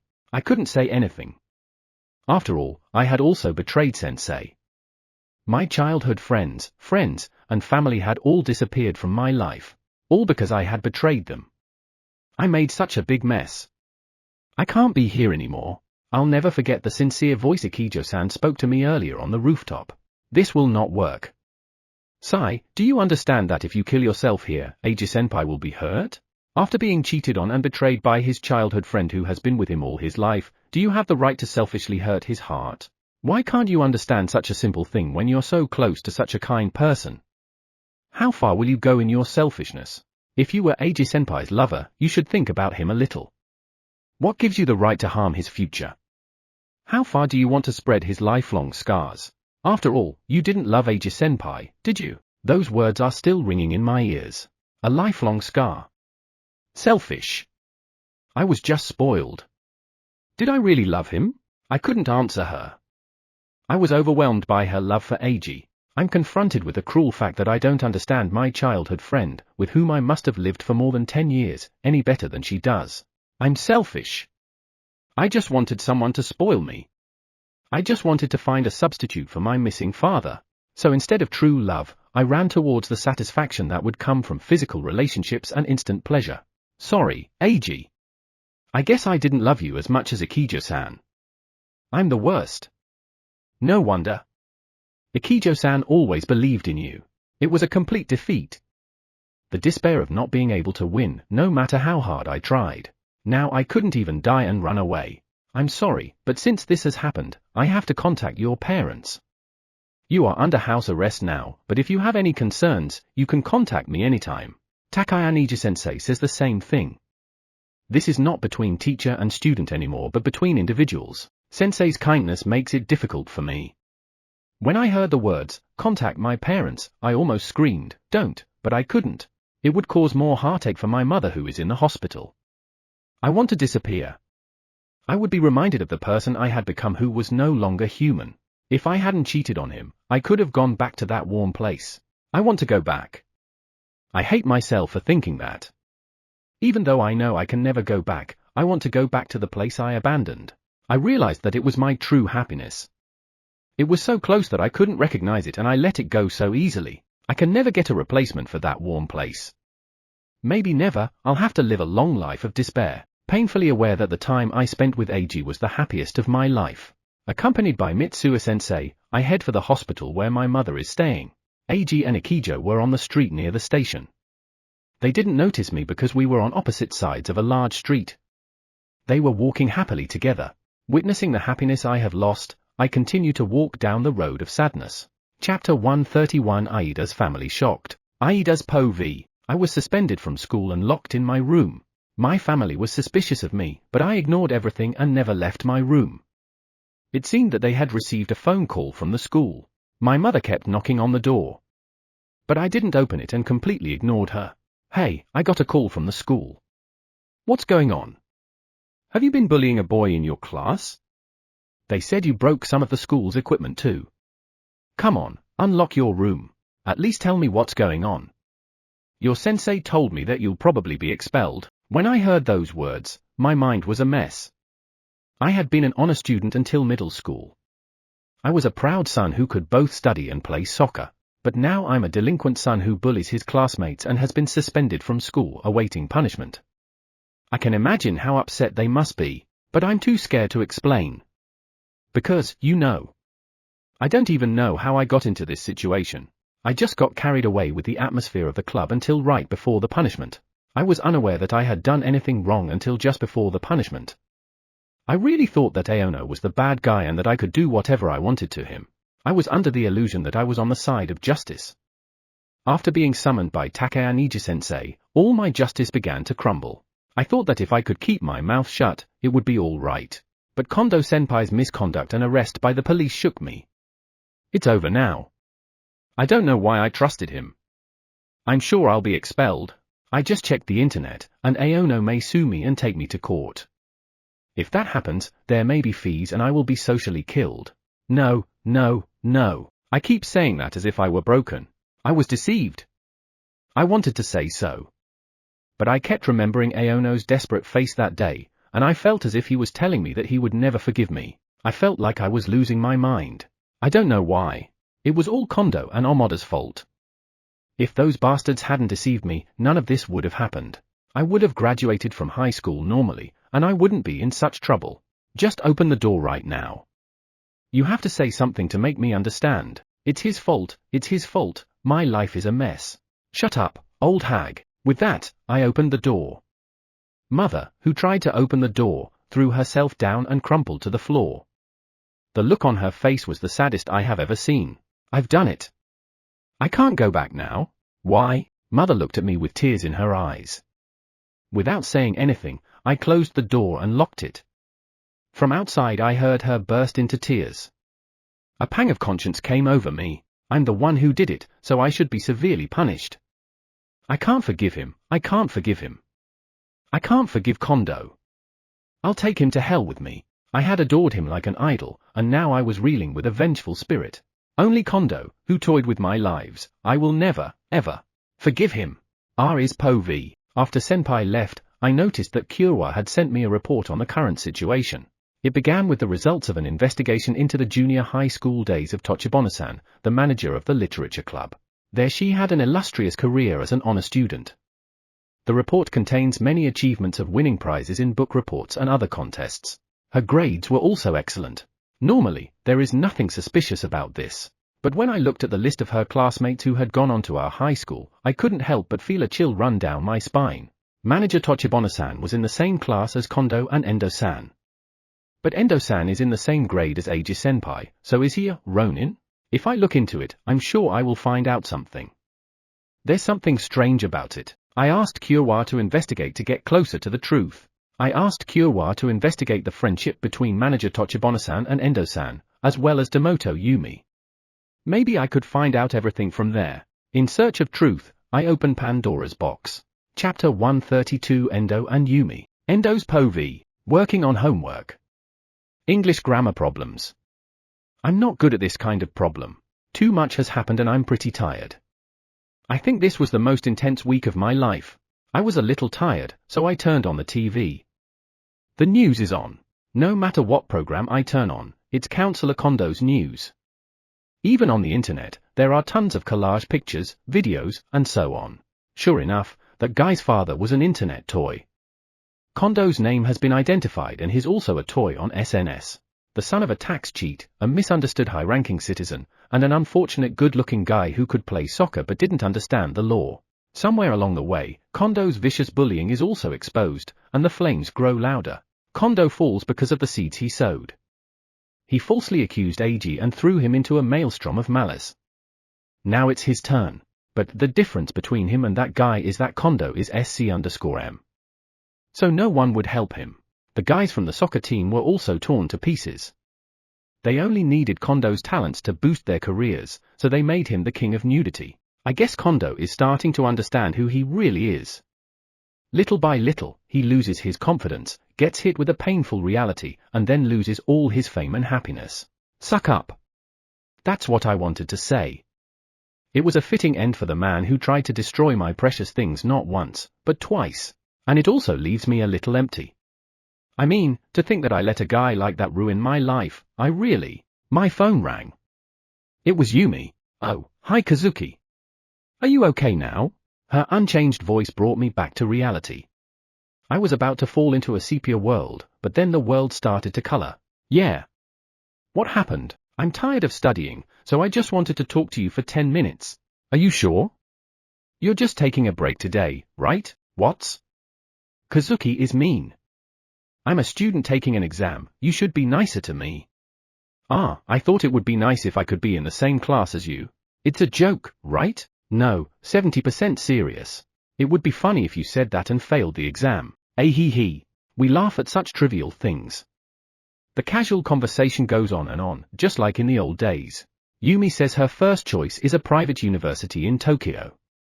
It's about a 30-minute train ride from her house, so she'll still be living at home. I feel a little relieved. I don't know why I feel relieved.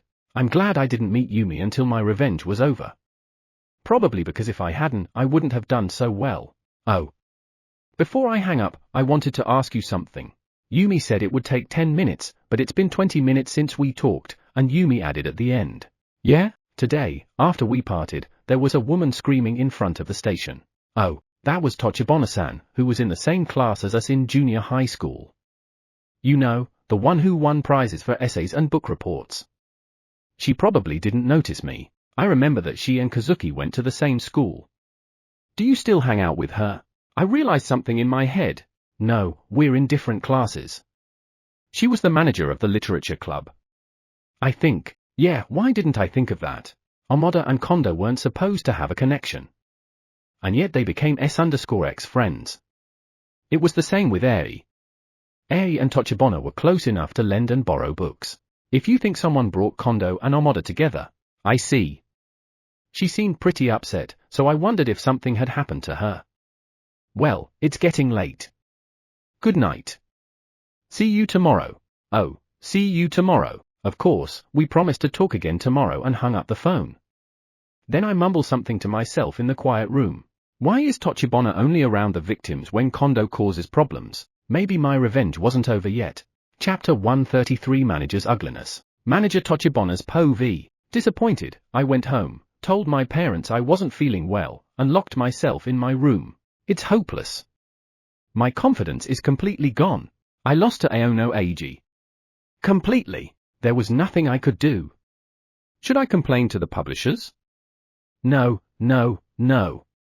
That would be too risky. I would lose sight of why I manipulated Kondo-kun and the soccer club without getting my hands dirty. So what am I going to do now?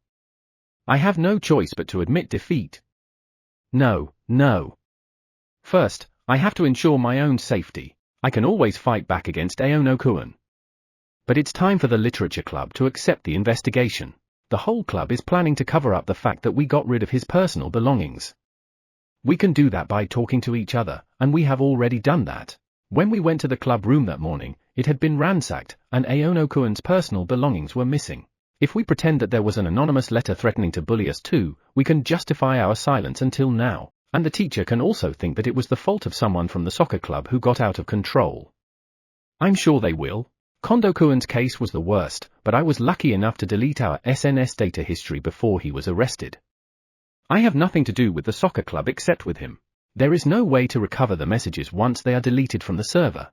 Even if he tries to pin the blame on me, it'll be judged as a bitter delusion since there is no proof. I think it's possible to get away with it. So it's best not to force the move now. Finally, I'm starting to cool down. Right now, the wind is still blowing in Aono-kun's direction. If I push too hard, problems will surely arise. Therefore, I should not take it easy and wait until the wind blows against Aono-kun before taking revenge. The rest will take care of itself. All I have to do is find someone to take Kondo-kun's place. As long as I don't do anything myself and don't get my hands dirty, it doesn't matter what I do. I will never forgive you. Staring at the screen of my heavily criticized novel, I couldn't help but let it out. Secretary General Lukaki's POV. Riding around Tokyo in a car driven by my secretary. What a nuisance Kondo was to me. Well, that's okay. The police can't do anything for a while. Even if he gets out, it's hopeless for him to come back. He has become so much more than just a thing to throw away that he will disappear on his own. My phone rang. This time it was from the big man. This is the Prime Minister. Was that it? With a rumpled voice, this powerful person laughed. Oh, it's perfect, as expected from Ugaki-kun. Thanks to your perfect handling, this scandal is now the responsibility of these two. It's a lizard's tail cut. I'm grateful to you. Keep up the good work. With that, the phone call ended. I soon found out where Kondo and the branch manager's slush fund was going. These two aren't stupid enough to go against the most powerful man in this country. They would have to wait to be beheaded themselves. They have no choice but to lose everything. Completely foolish. The powerless must be protected by the powerful. Kondo, no matter how big a man he thought he was, that's the extent of his power. Ugaki-sama, regarding this matter, when the secretary confirmed that I had hung up, he spoke to me. Oh, please proceed smoothly. In order to make the best use of this disturbance, we will start moving as well. Police station. Look, Demoto-san. As expected, there was a trap in Kondo-kun's phone. Forensics said that when they activated the power supply as usual, the device was set to delete the message history of a certain foreign-made SNS. Probably the accomplice did something to protect himself. I see. I hope we have a good backup, of course. Rather, it was because of that strange movement that saved us the trouble of searching for various things. It seems that Kondo frequently exchanged messages with a certain person. This account holder seems to be deeply involved in this bullying issue. Okay, let's work with the school to identify this person. I'm sure the school will be willing to help. Chapter 130 for a Happy Life and the Beginning of the Worst Life. R is Po V. I couldn't sleep last night because I was thinking about so many things. But just before I fell asleep, I was thinking about Eiji-senpai, so I was able to have a very happy dream. I wake up a little early, get dressed, and make a light breakfast. The nanny prepares some of the food, so it is quite easy. I make miso vegetable soup and tamagoyaki. Tamagoyaki can also be a convenient side dish for lunch boxes. I packed something simple for lunch. I think I can cook quite well. My mother and the nannies have been teaching me since I was a child. As you can imagine, though, it's a hurdle to serve it to my senpai, who is the son of a professional chef. But if I make a simple onigiri, miso soup in a water bottle, and tamagoyaki and kara just side dishes, I can at least have a picnic with senpai, right? It's getting cooler as it slowly turns into fall. And I think it will be fun to play outside. I like to play with senpai in cafes and game centers, but I think it would be fun to take a leisurely walk and talk with him. That would be fun too. I'm a little full, so I put the grilled salmon I was going to have for breakfast in my bento. While eating rice and packing my lunch, I watched the morning news for 10 minutes. As I expected, the news was all about Counselor Kondo. The paper also reported that Kondo's son was also involved in vicious bullying. Kitchen Aono must be protected at all costs. The most important thing now is for everyone in the Aono family to live in peace. Finish my breakfast and get ready. Let's go see him now. It's only been about a week, but this has become my morning routine. Then, after leaving the house, I go to his house and we have a casual chat while walking to school. It's the best time. And best of all, he told me that he would stay with me forever. No need to rush. If it's okay with you, I'll always be by your side, Ikijo-san. I won't disappear anywhere, ever. I remember the words from last night for the umpteenth time. My chest gets warm and the feeling of happiness spreads throughout my body. I can't wait to see him. I run a little faster and head for his house. Imais Po V. When I left my house in the morning, Eiji's classmates were waiting for me. Murata-san, what's wrong? Murata Ritsu, she was a girl who was in the same class as me in the first grade. I think she was close to Miyuki, and they were like best friends. But instead of being a classmate from last year, my mind recognized her as someone in a different category. Murata Ritsu is a member of the group of bullies who irresponsibly hurt my best friend.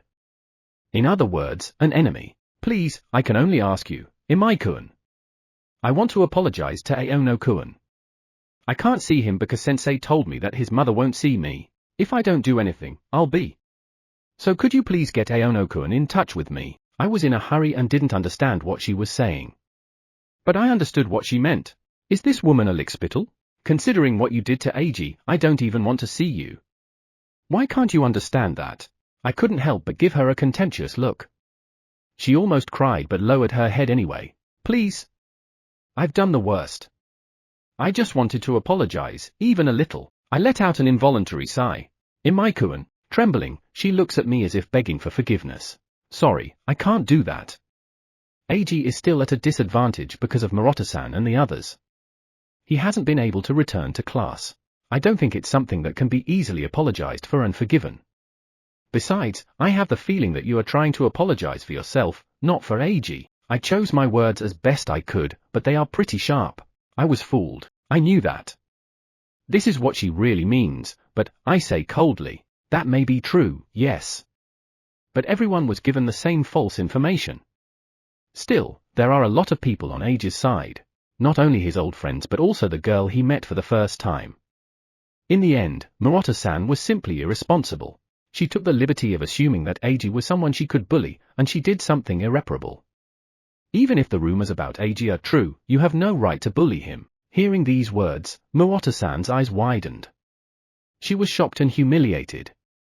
Tears streamed down her face. But, sorry. I have to go to school. Please stay away from me. I won't change my mind. I will never forgive you all.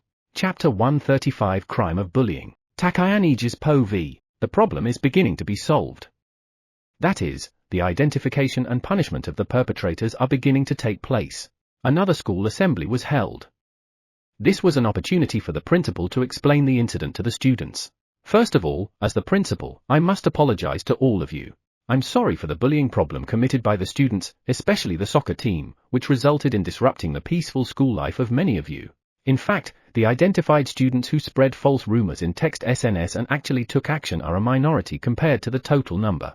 Dozens of people are expected to be punished, but that's why the principal apparently decided to apologize. But we teachers will not bend our policy. We will continue to be strict with the perpetrators. There is one thing I would like to say to all of you. No matter what the circumstances, bullying and harassment are unacceptable. Bullying can destroy the lives of both the perpetrator and the victim for the rest of their lives. The students, who would normally listen at random, seem very interested in this topic. Most students listen attentively. Some students may be afraid that they will be the next to be punished. Bullying is a clear crime. It falls under various crimes such as assault, battery, coercion, and defamation. In this case, we have confirmed that this is a malicious case, and after consultation with the parents of the victim, a report has been filed with the police. The school will, of course, cooperate fully with the police.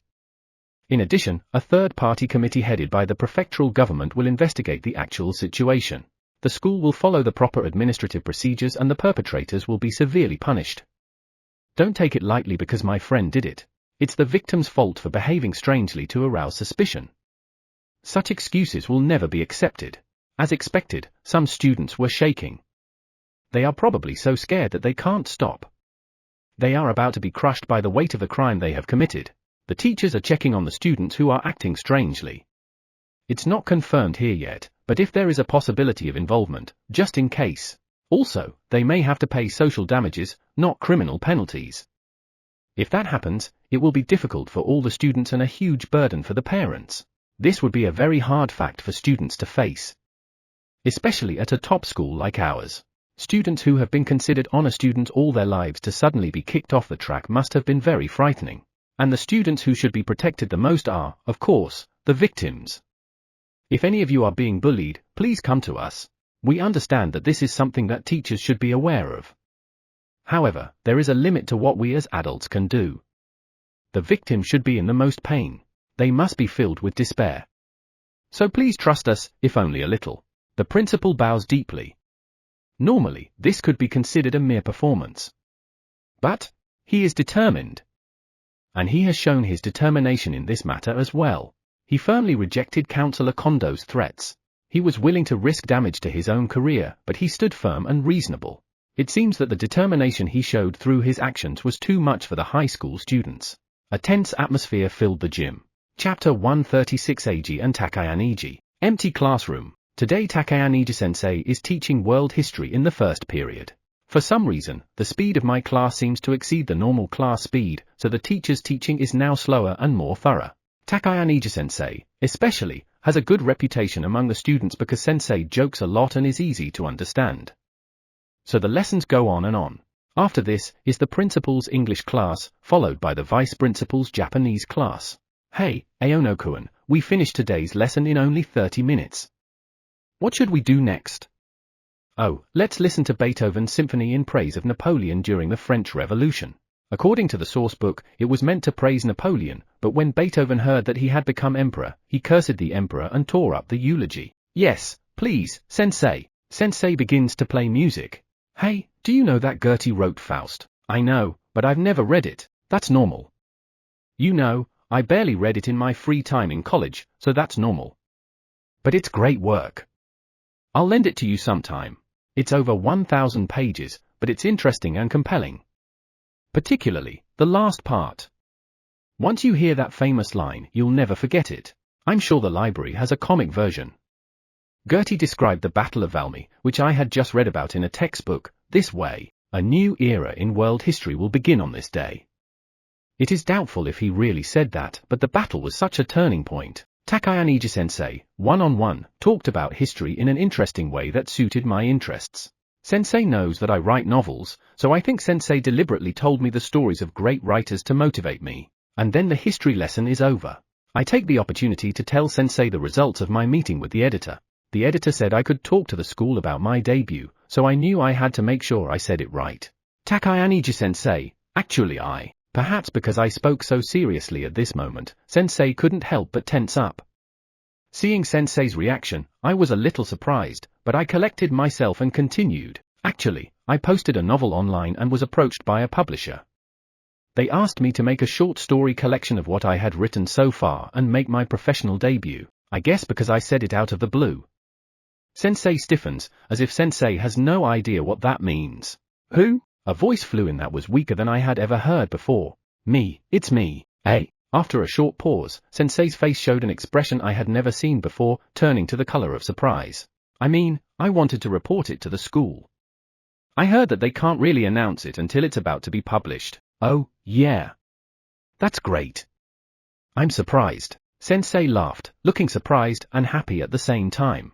Thank you. Is there any inconvenience to the school? Of course not. Our school is tolerant of part-time work.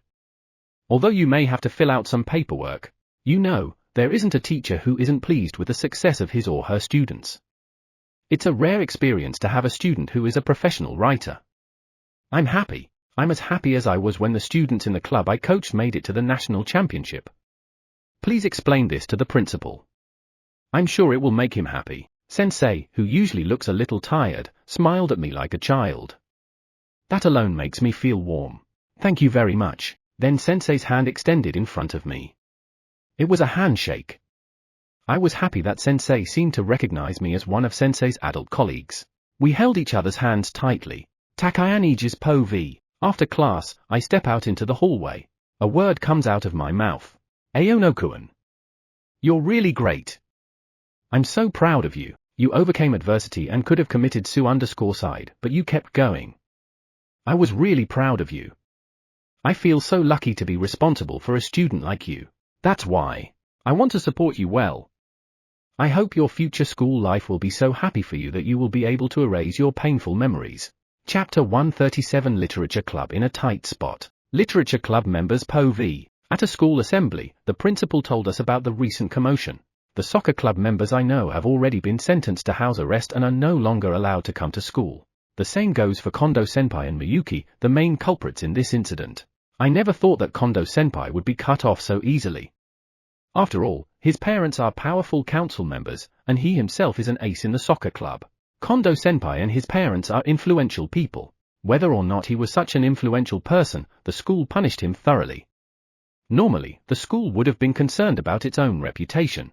But why was this handled so quickly? Kondo-senpai was at the top of the school's caste, and he was so powerful that no one could stand up to him. I admired him, and even though he wouldn't make me his girlfriend, I was willing to have S_X with him. Because if I got along with Kondo-senpai, everyone would spoil me. It would raise my caste. But I realized that school caste was just a child's game. The members of the soccer club, who were supposed to be at the top of that caste, were easily pushed out of their positions by the power of the adults. And the principal on stage continues. The students involved in the bullying will be punished criminally, civilly, and by the school. Aono-kun's parents are angry and will fight the students who are bullying him. Scary, scary, scary. I heard that the soccer team also had a lot of betrayals. I heard that they betrayed their teammates to save themselves.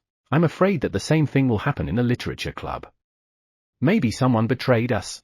If it comes to that, the fact that I connected Kondo-senpai and Miyuki, that I was involved in bullying with the soccer club and that I disposed of Aono-kun's manuscripts and personal belongings. If the school knew all this and just on purpose let me sink deeper, my fate would be sealed. The school would either keep me or expel me. But what would my parents think? What should I do if I'm asked to pay compensation? Maybe I, too, could be arrested like Kondo-senpai. If that happened, would my life be over? Why did I decide to bully Aono-kun? If I had known this would happen, I would never have done that. I'm scared, scared, scared. Is bullying a crime? Why didn't anyone tell me something so important? Why didn't I try to find out? I feel like I can hear the footsteps of my doom. It's all right. If we all keep our mouths shut, they will never find out. But the manager herself, Tochibana-senpai, who said that, took a day off from school and didn't show up. She is too irresponsible. Our lives are about to be ruined, but why? I'm already filled with a feeling of betrayal. I feel like my feet are shaking and I'm about to fall. No, I must not be weak. I must protect myself. With this determination, I made it through the school assembly. Chapter 138 Manager's Unusual Behavior. Manager Tochibona's Po V. I woke up. No, I don't even know when I fell asleep. I was awake until sunrise. I probably only slept for an hour or two. My head is throbbing with pain. I try to walk, but my body is too heavy. I also feel nauseous. I shouldn't have a fever.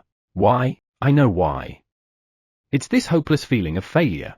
No matter how many times I write, my work ends up being a rehash of Eiji-kun's novel. How could this happen? I can't write anymore. All this time, I enjoyed writing novels. I was proud to be appreciated by everyone, but now I'm helplessly afraid. Deep down, I'm afraid that I recognized Eiji-kun's novel. I hate myself for thinking that his work is a masterpiece.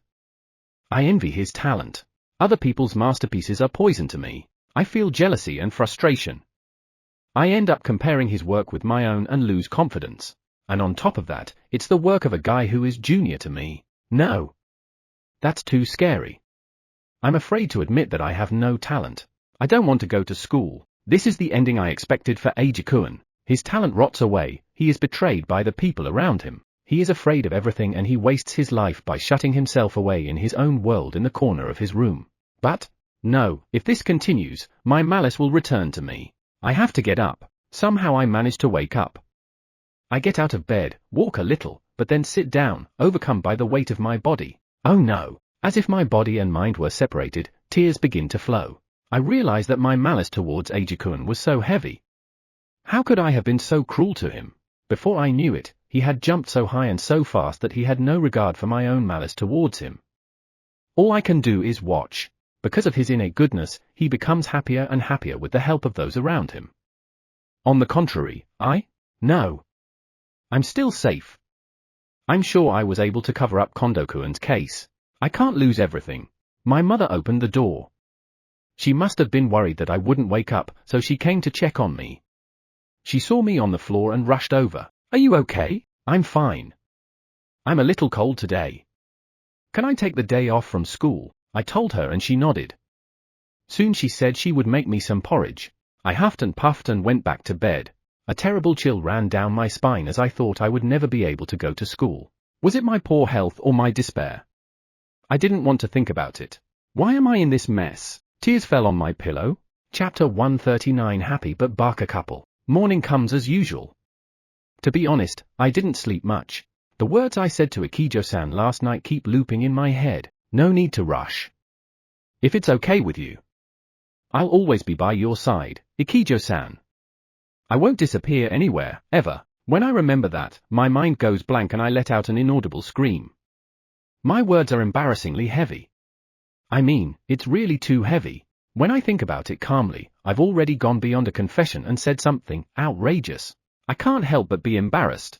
But what shocked me even more were her words that followed mine. Yes. Don't let me go. What does that mean? What will happen to our relationship now? Does that mean she accepted my words, which were heavier than a confession? I staggered around, finished my breakfast, and went outside. There was Ikijo-san waiting for me, smiling, as usual. Ah, good morning, senpai. After everything that happened last night, she smiled at me just naturally. Ah, good morning, I replied in my usual tone as much as possible. She smiled a little while she looked down and started walking. She talks less than usual. And it was easy to see that she was trying to avoid talking about yesterday. I tried to keep up with her pace as best I could. Even though there is more silence, I feel happier than usual. This unspoken relationship makes for very precious moments. We are taking the same steps toward the same destination. That alone will never change. R is Po V. As usual, I'm waiting for him in front of kitchen Aono. What should I do? I can't stop smiling. Obviously, I'm the one who's floating around. Now it's certain that at least Eiji-senpai cares about me. I can see how that fact, just put into words, can make you so happy. I love him. Thinking of the other person I loved, I let these words go up into the sky. Slowly the words melt away and create a lingering feeling. My heart feels warm. Soon he comes out of the house. As much as I can, I greet him as usual. But I swear I can't look directly into his face. If I did, I'm sure I'd remember what he said yesterday. He knows exactly what I've wanted since my mother died. I think Aono Eiji, a future novelist, understood my deepest psychological state. That is, he understood it more than I did. I wanted a family. I just wanted to be really loved and to love someone. I didn't want to be treated like a trophy or an accessory. The men who confessed or approached me, including that monkey, Kondo, seemed only interested in my face and status. To them, I was just decoration.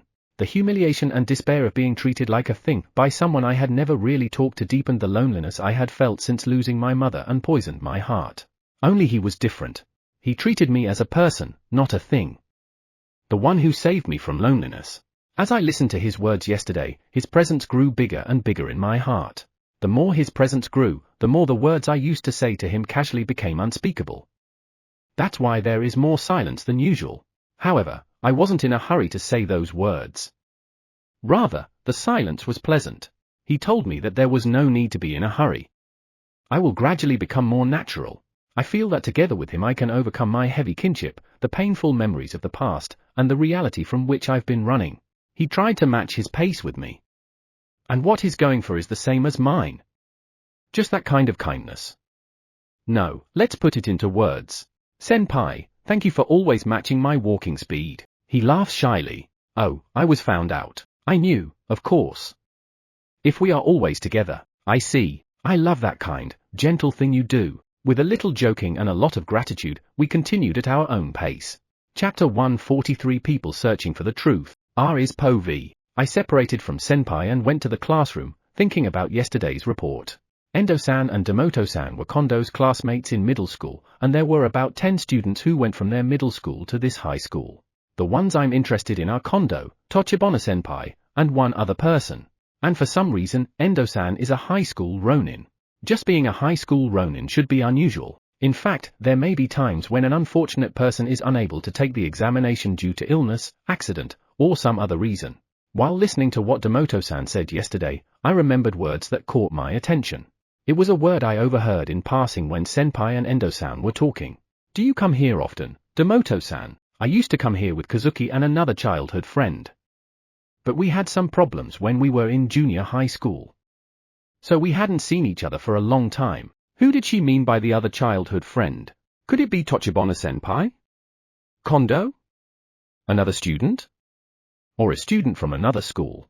There are so many things I don't know until I find out. I have a bad feeling.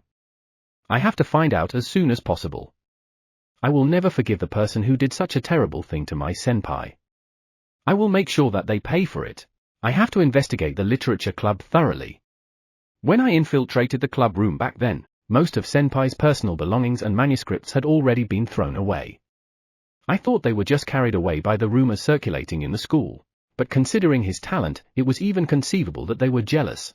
Then it shouldn't be surprising that there are people who deliberately think about getting rid of him. And then there is the uncomfortable feeling I've had since yesterday. A person who is close to the problems around him.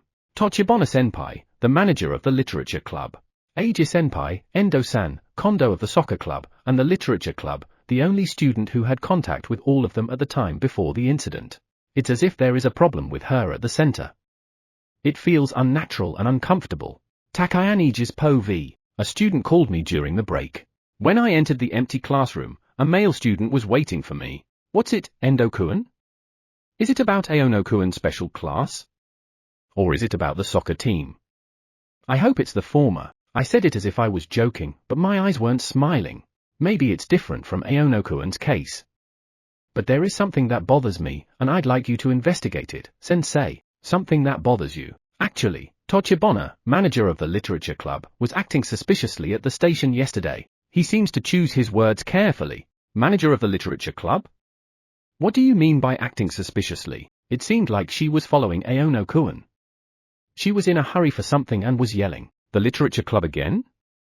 It seems that Amada-san's connection to Kondo-kun also came from an introduction by a member of the literature club. That smells fishy. So, I ask him to speak first. Sensei, you know I'm a ronin, right? He looks troubled. Maybe it was a painful fact he didn't want to say. I heard that he had stopped attending school because of a romantic problem between students. I have a feeling that his circumstances were similar to Aono-kun's. Yes. I've been doing a lot of research on this, partly because of this incident and partly because of the trouble with Kondo-kun. I tried to say as little as possible. I didn't want to open the old wounds of my student, but I guess he wants to save Aono-kun even if he has to show those wounds. Tochibana is also very, very involved. Sensei, can't you investigate the literature club thoroughly? I still have the feeling that there is something more to this case. Overwhelmed by the student's determination, I nodded my head and said, okay. Chapter 141 Investigation. R is Po v. Lunch break. I wanted to visit my senpai, but first I had to do something. I went to the third grade classroom. Maybe because Kondo and the other members of the soccer club were suspended, I saw an empty seat in the middle of the classroom. There were some students who had joined the soccer club from the junior high school where Kondo and manager Tochibana were from. And all of those members are about to be punished for their involvement in the bullying. I contacted the woman I've been targeting since yesterday. Aikonobu-senpai. I waited in the hallway for her to come out and called out to her. Some third-year students noticed my presence and looked at me curiously. Aikonobu Eiji. According to my research, she was the closest student to Kondo before he and Miyuki contacted each other. Based on that, I guessed that she had known Kondo since junior high school. She turned around. Yes, she was indeed a tall and beautiful woman. But she couldn't be called healthy. Her face was morbidly pale. Her cheeks were furrowed and it was obvious that she was exhausted. She was a high school student, but she had no spirit. It's almost disturbing to watch. Ikijo Ari. I'm sure that I've never met her before, but she seems to know me. Good, this will go faster. Nice to meet you. My name is Ikijo Ari. What do you want, school idol? Barbed words full of warnings and contempt. One-sided and malicious. Well, I'm used to it, so I continue without paying attention. Can I ask you a few questions? She stares at me, silently rejecting me. But I'm not weak enough to give in. I have nothing to say to you, she replied harshly. Filled with a deep sense of despair, as if it were directed not only at me but also at the world. I'm sure a normal student would get scared and run away in such a situation. But I'm going to push her a little. No matter how much older she is still a high school student. In a way, I can. What I want to ask you about is Kondo-senpai, a member of the soccer club. When she hears that name, she gets agitated. Oh, I see, you're related to Kondo-kun too. Enough with you and that B_TCH, Miyuki. Why can't I have Kondo-kun all to myself? I left Kazuki, Yumi, my family, and everyone else and dedicated myself to him. I'm so tired of it. It's all gone. What do you want? Her emotions were all over the place, and she screamed in a voice that echoed through the hallway. I knew that if I mentioned Kondo's name, she would have such a strong reaction. I'm a really bad person after all. I can do this on purpose. I can take advantage of other people's emotions. Despite my self-loathing, I still want to use this me to protect the people I care about. Please calm down. I don't have that kind of relationship with Kondo-senpai. I just want to know the truth about what happened. I thought I could only go this far. After all, I already had most of the information I needed. I knew that Aikonobu Eiji was the other childhood friend that Demoto-san was talking about. And the relationship between the three of them was ruined by Kondo. She chose Kondo over Endo-san and Demoto-san. Just like Amada Miyuki. Fu_K. I can't trust anyone anymore. It's all my fault. I know that. That's what everyone said. I know it. You know, I've been alone for the last 3 years, and even though I've been lonely, who's to blame? I couldn't rely on him either. I know it was a punishment, but no matter how much he does, I don't want to lose everything. He was the last one. I wish we had never met if something like this had happened. This is Amada's future in a few years. The end of a person who has destroyed and abandoned all the relationships. Just thinking about it is terrifying. Especially the horror of losing the Aono family with all its warmth is immeasurable. Aikonobu-senpai, please calm down. Before I could finish, she screamed, please stop, and then she suddenly turned into a face of emptiness. I'm sorry. I was upset and made a loud noise. I'm very tired. So, please can you leave me alone? I even feel uncomfortable with her using honorifics. It seemed as if something was broken. Then she left the place as if to escape. I also came back. Now, I've learned the depth of human karma. I don't want to be like her. I'm determined that I will never betray my senpai. Never ever. Chapter 142 Formal Date Invitation. We meet at the school gate and walk home together as usual. It's as if we had already made such a promise without saying a word. Oh, by the way, tomorrow Endo and his friend are going to help me with a chemistry experiment after school, so I might be home late. Just in case, I tell Ikijo-san. She smiles. Well, I guess I'll join you. I already know Endo-san. I'm really happy that she's getting closer to both Endo and Demoto-san. Apparently, she even keeps in touch with Demoto-san on her SNS.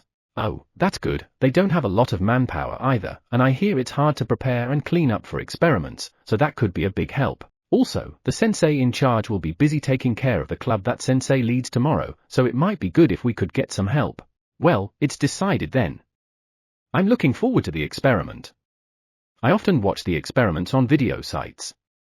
Like Who Wins, The Powerful Pudding or The Hammer. What a great video. I can't help but laugh.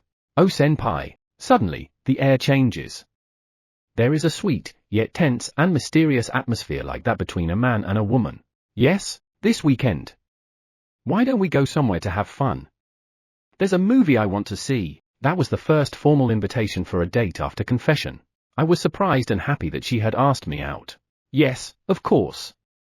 Are we going to the same cinema as last time? When she heard my answer, her face lit up. Oh, Actually, it's a revival movie again, but this time it's only at a cinema in Tokyo. We'll have to travel a bit, is that okay with you? She was happy, but a little reserved and spoke a little fast. She wasn't like Ikijo Ari, the school idol, but a girl of her own age. I see. I'm looking forward to it. If it's Ikijo-san's recommendation, it's definitely interesting. The last one, Forrest Gump, was interesting too. It gave me the energy to live positively. I wonder what kind of movie it will be this time. I heard a lot of interviews with novelists. If you want to write a novel, you should not limit yourself to novels but actively engage in movies, dramas, animation, and so on. It will definitely help you somehow. The novelist also said that even after about 10 years of writing, he still makes it a habit to read a book and watch a movie every day. Sometimes the best way to consume a story, especially one outside your area of expertise, is to get a recommendation from someone close to your interests. Especially if that person understands my tastes. At a recent meeting, the editor also gave me some movie recommendations. I promised to watch them with my mother and brother. Yatta, after the movie, I'd like to take a walk with you near the cinema, because there's a place that appears in the movie. May I? It's called A Pilgrimage to a Holy Place, right? I've never done that before, it's kinda exciting. If it's also a place used in a movie we just watched together, I'd definitely be excited. We'll talk about it a lot. I can definitely see us having a lot of fun. I'm getting more and more excited. It's a date, right? She mumbles in a low voice, a little embarrassed.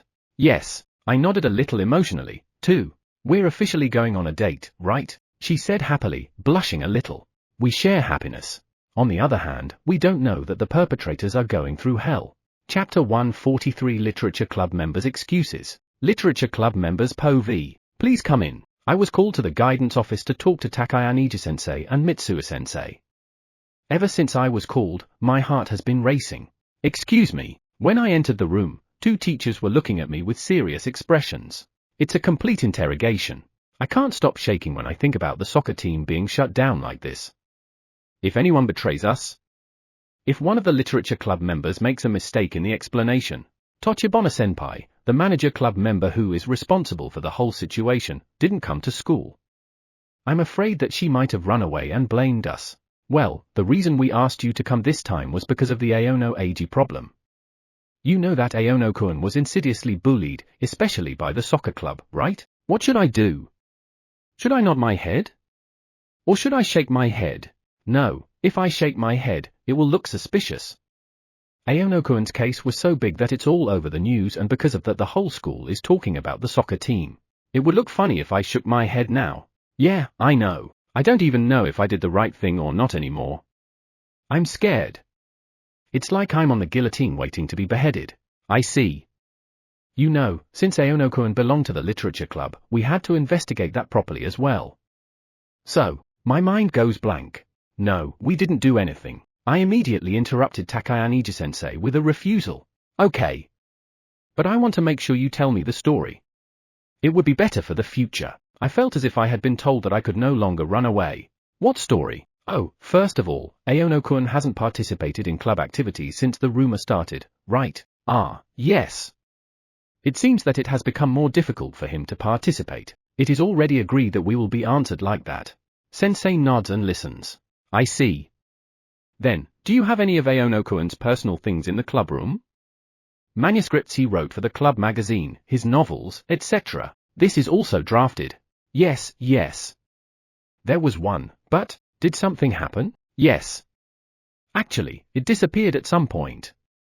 It looks like someone took it away after his problem. That was the answer the literature club memorized for their own protection.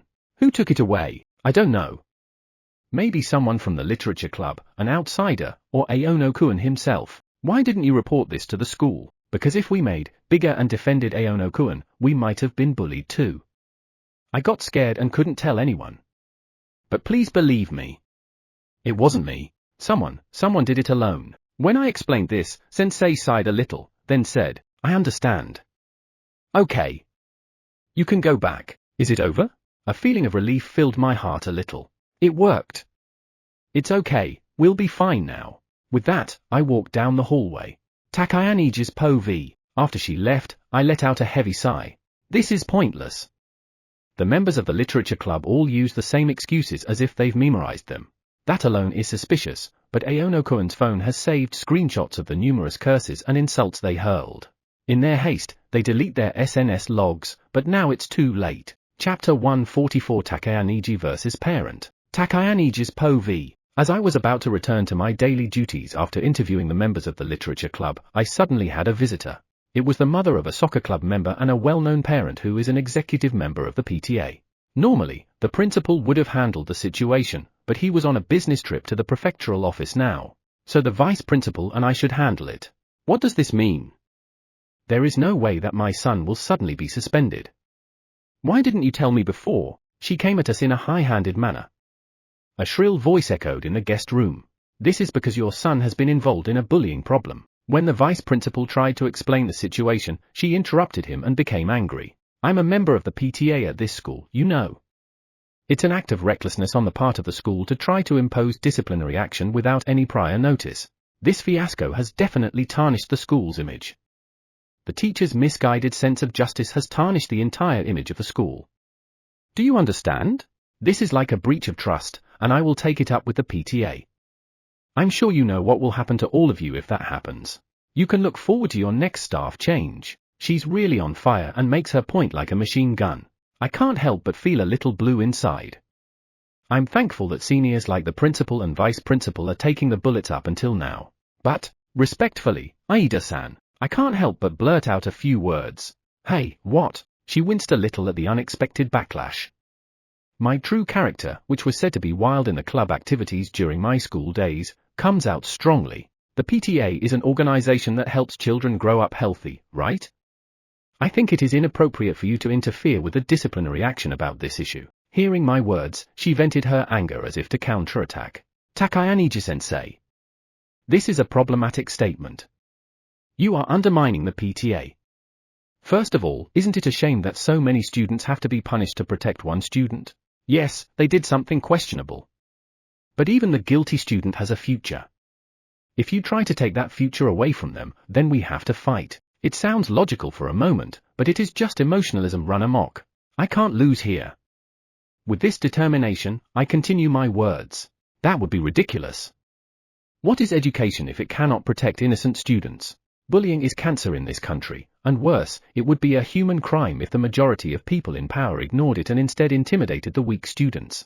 And maybe they even left scars that will never be erased. Yes, the guilty student has a future. But that future can only come after they take responsibility for their bullying, right? She reacts silently to my counterattack. But that doesn't mean the punishment of so many students is acceptable. In a situation like this, the first one to attack wins. Especially for these guys who are strong on offense but weak on defense. Given the original purpose of the PTA, how can they overlook this crime?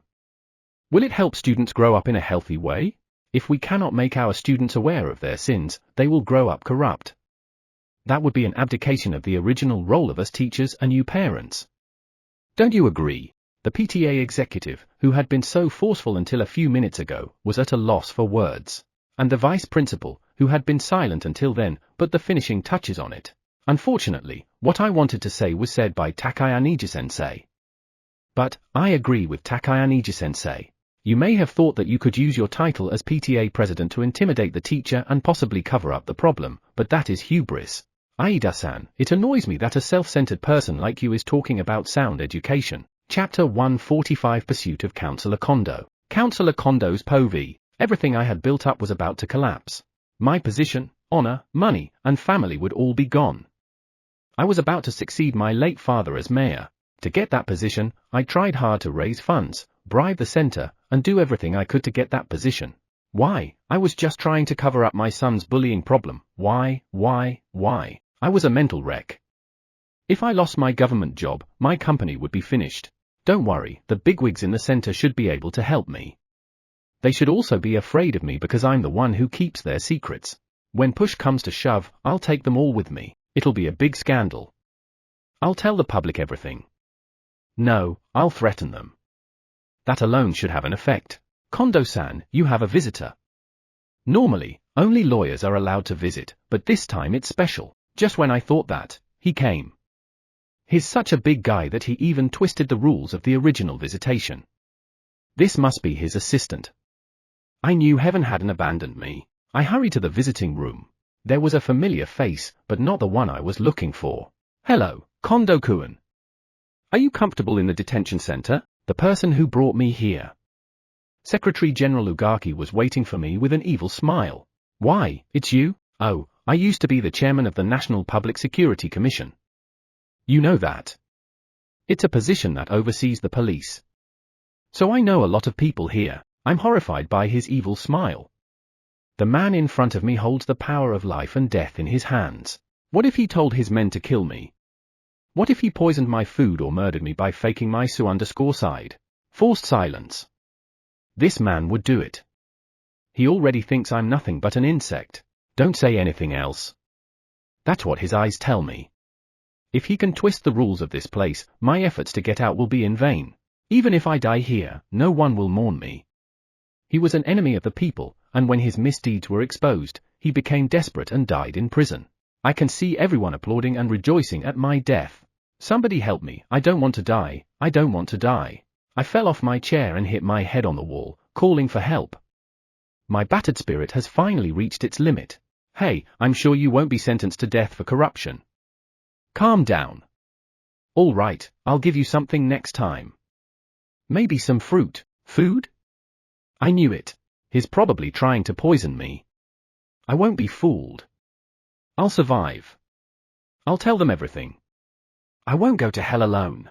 The general secretary, with a wry smile on his face, gets up from his seat and says, well, this is not good. Absolutely, I will survive.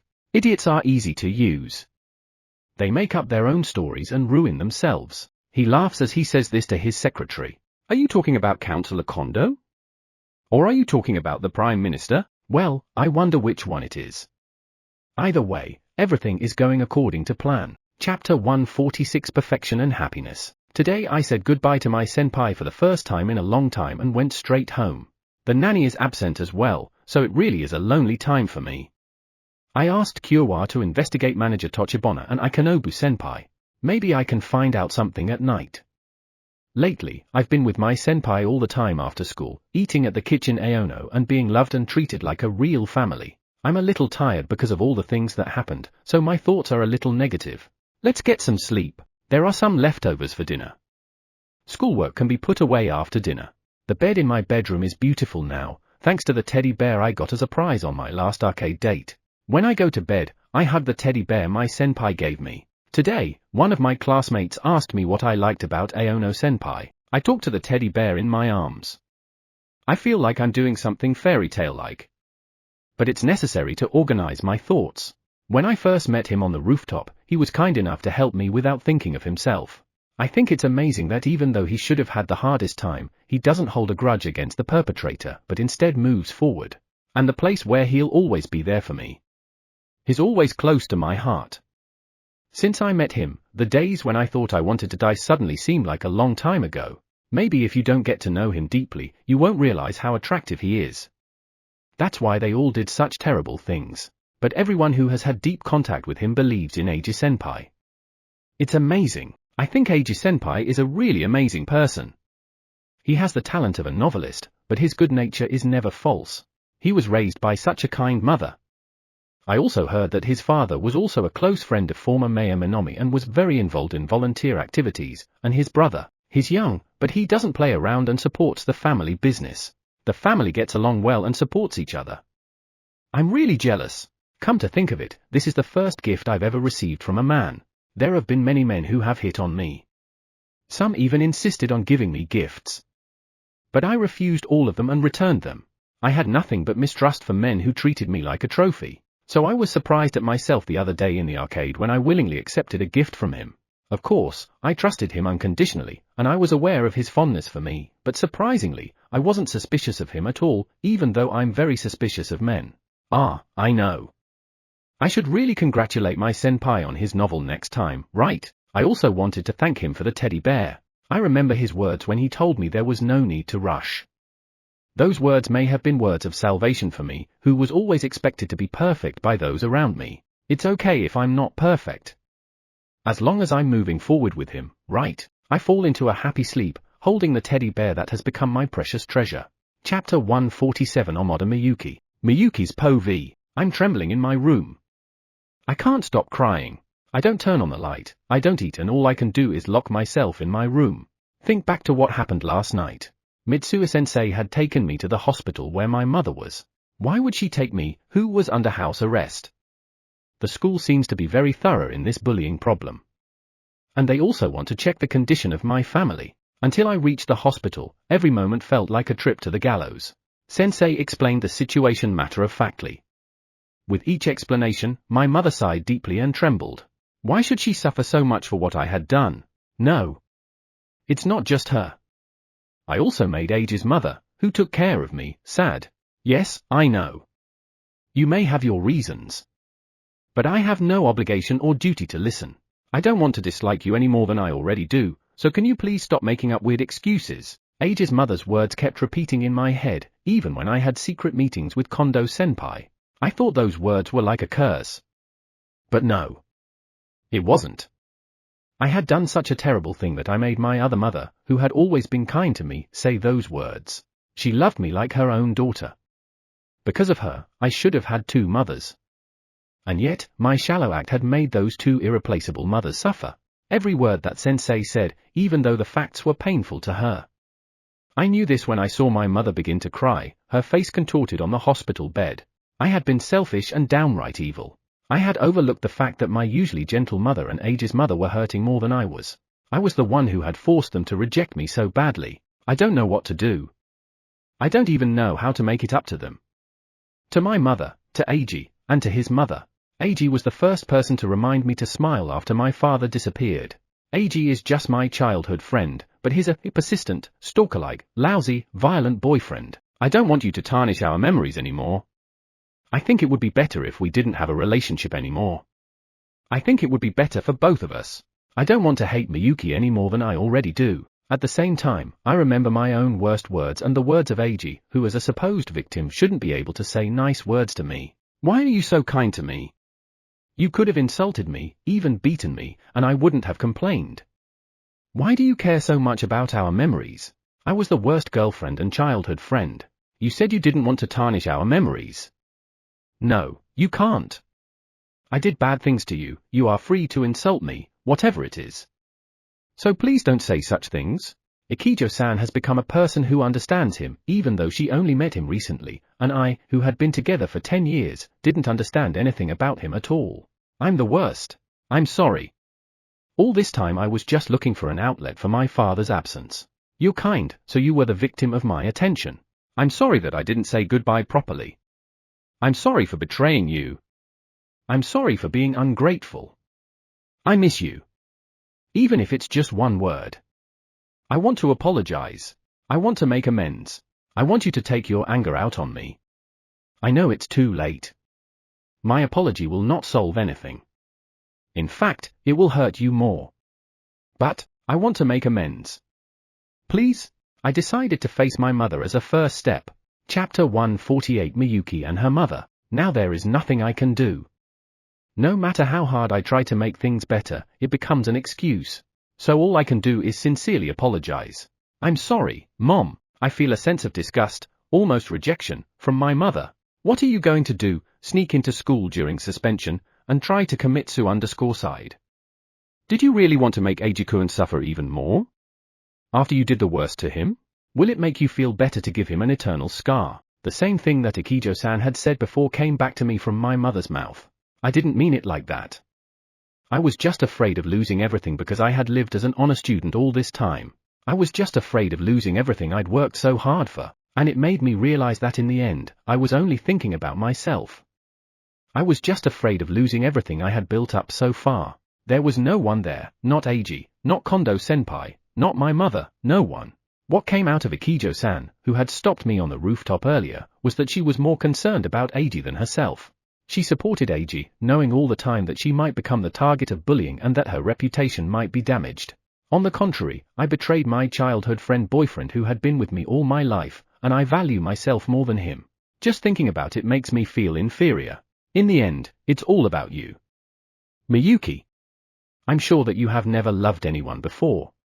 And from now on, will you ever be able to love anyone else? My mother says coldly. Her sharp words slowly penetrate my heart. And I realize that I still don't really understand the meaning of her words.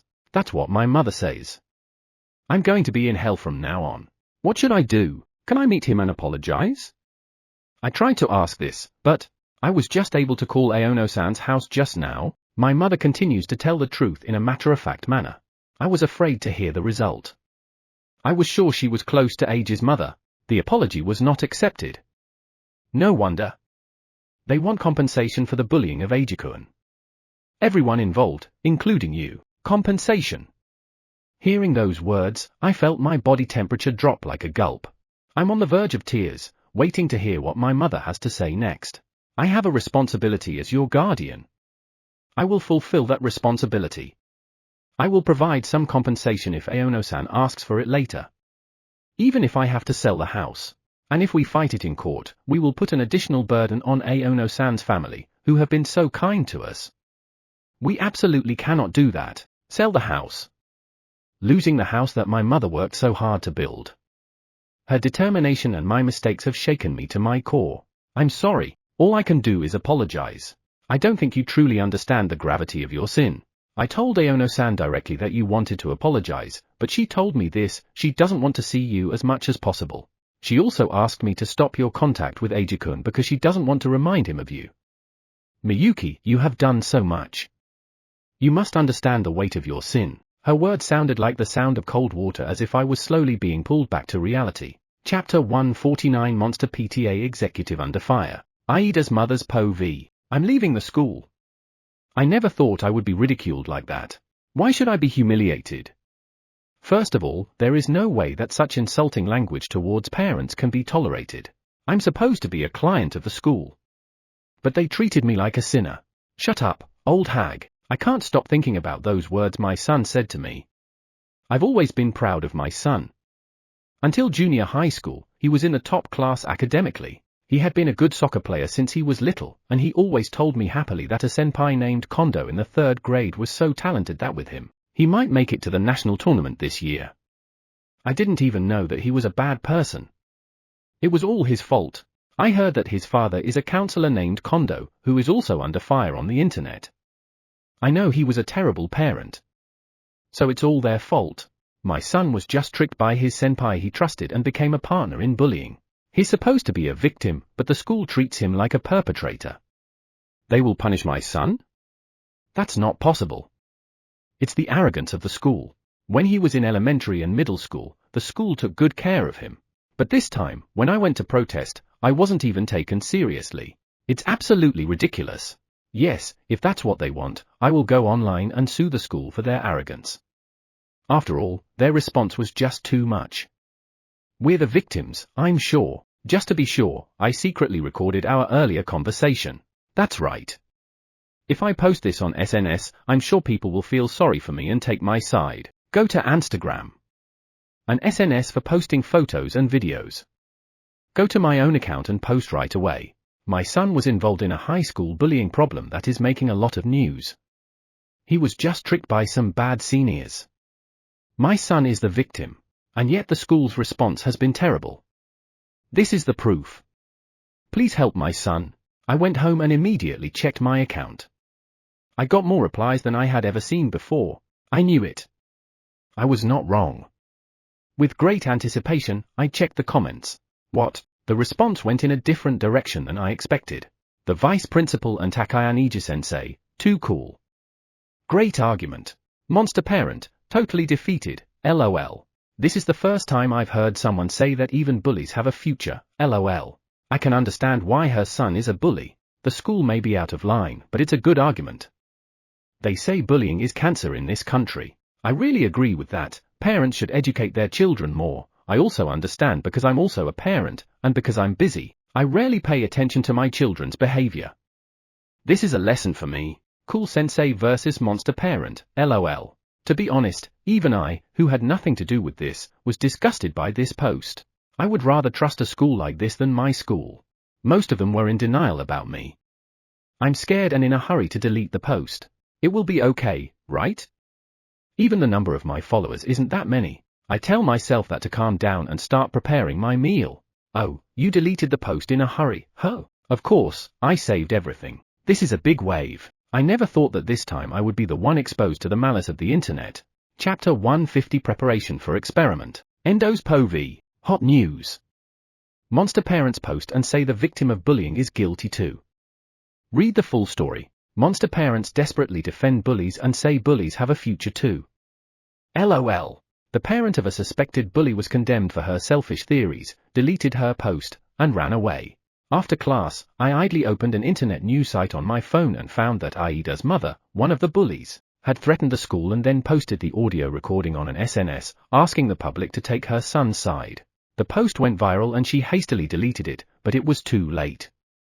She had only added fuel to the fire. With her real name on the account, she has already been exposed, and it'll only get worse. What is she really doing? Even though we are enemies, I feel a little sorry for her. Public opinion, which was already very sympathetic to Aono-kun because of Kondo's recent father-son case, seems to have become even stronger because of this case. And I'm grateful for that. I feel that the time for Aono-kun to regain his honor is near. Well, no matter. The rest will take care of itself. I just have to concentrate on preparing for today's experiment. After consulting with Sensei, we're supposed to do an iodine sublimation experiment. The experiment was quite nice and interesting. Just in case, I watched it on a video site yesterday, and Sensei will join us as well. The members of the club aren't prejudiced against Aono-kun either, and when I told them the facts, they were happy to take the time to offer help. And I heard that Ikijo-san would be joining us as well. This made our all-male science club very excited.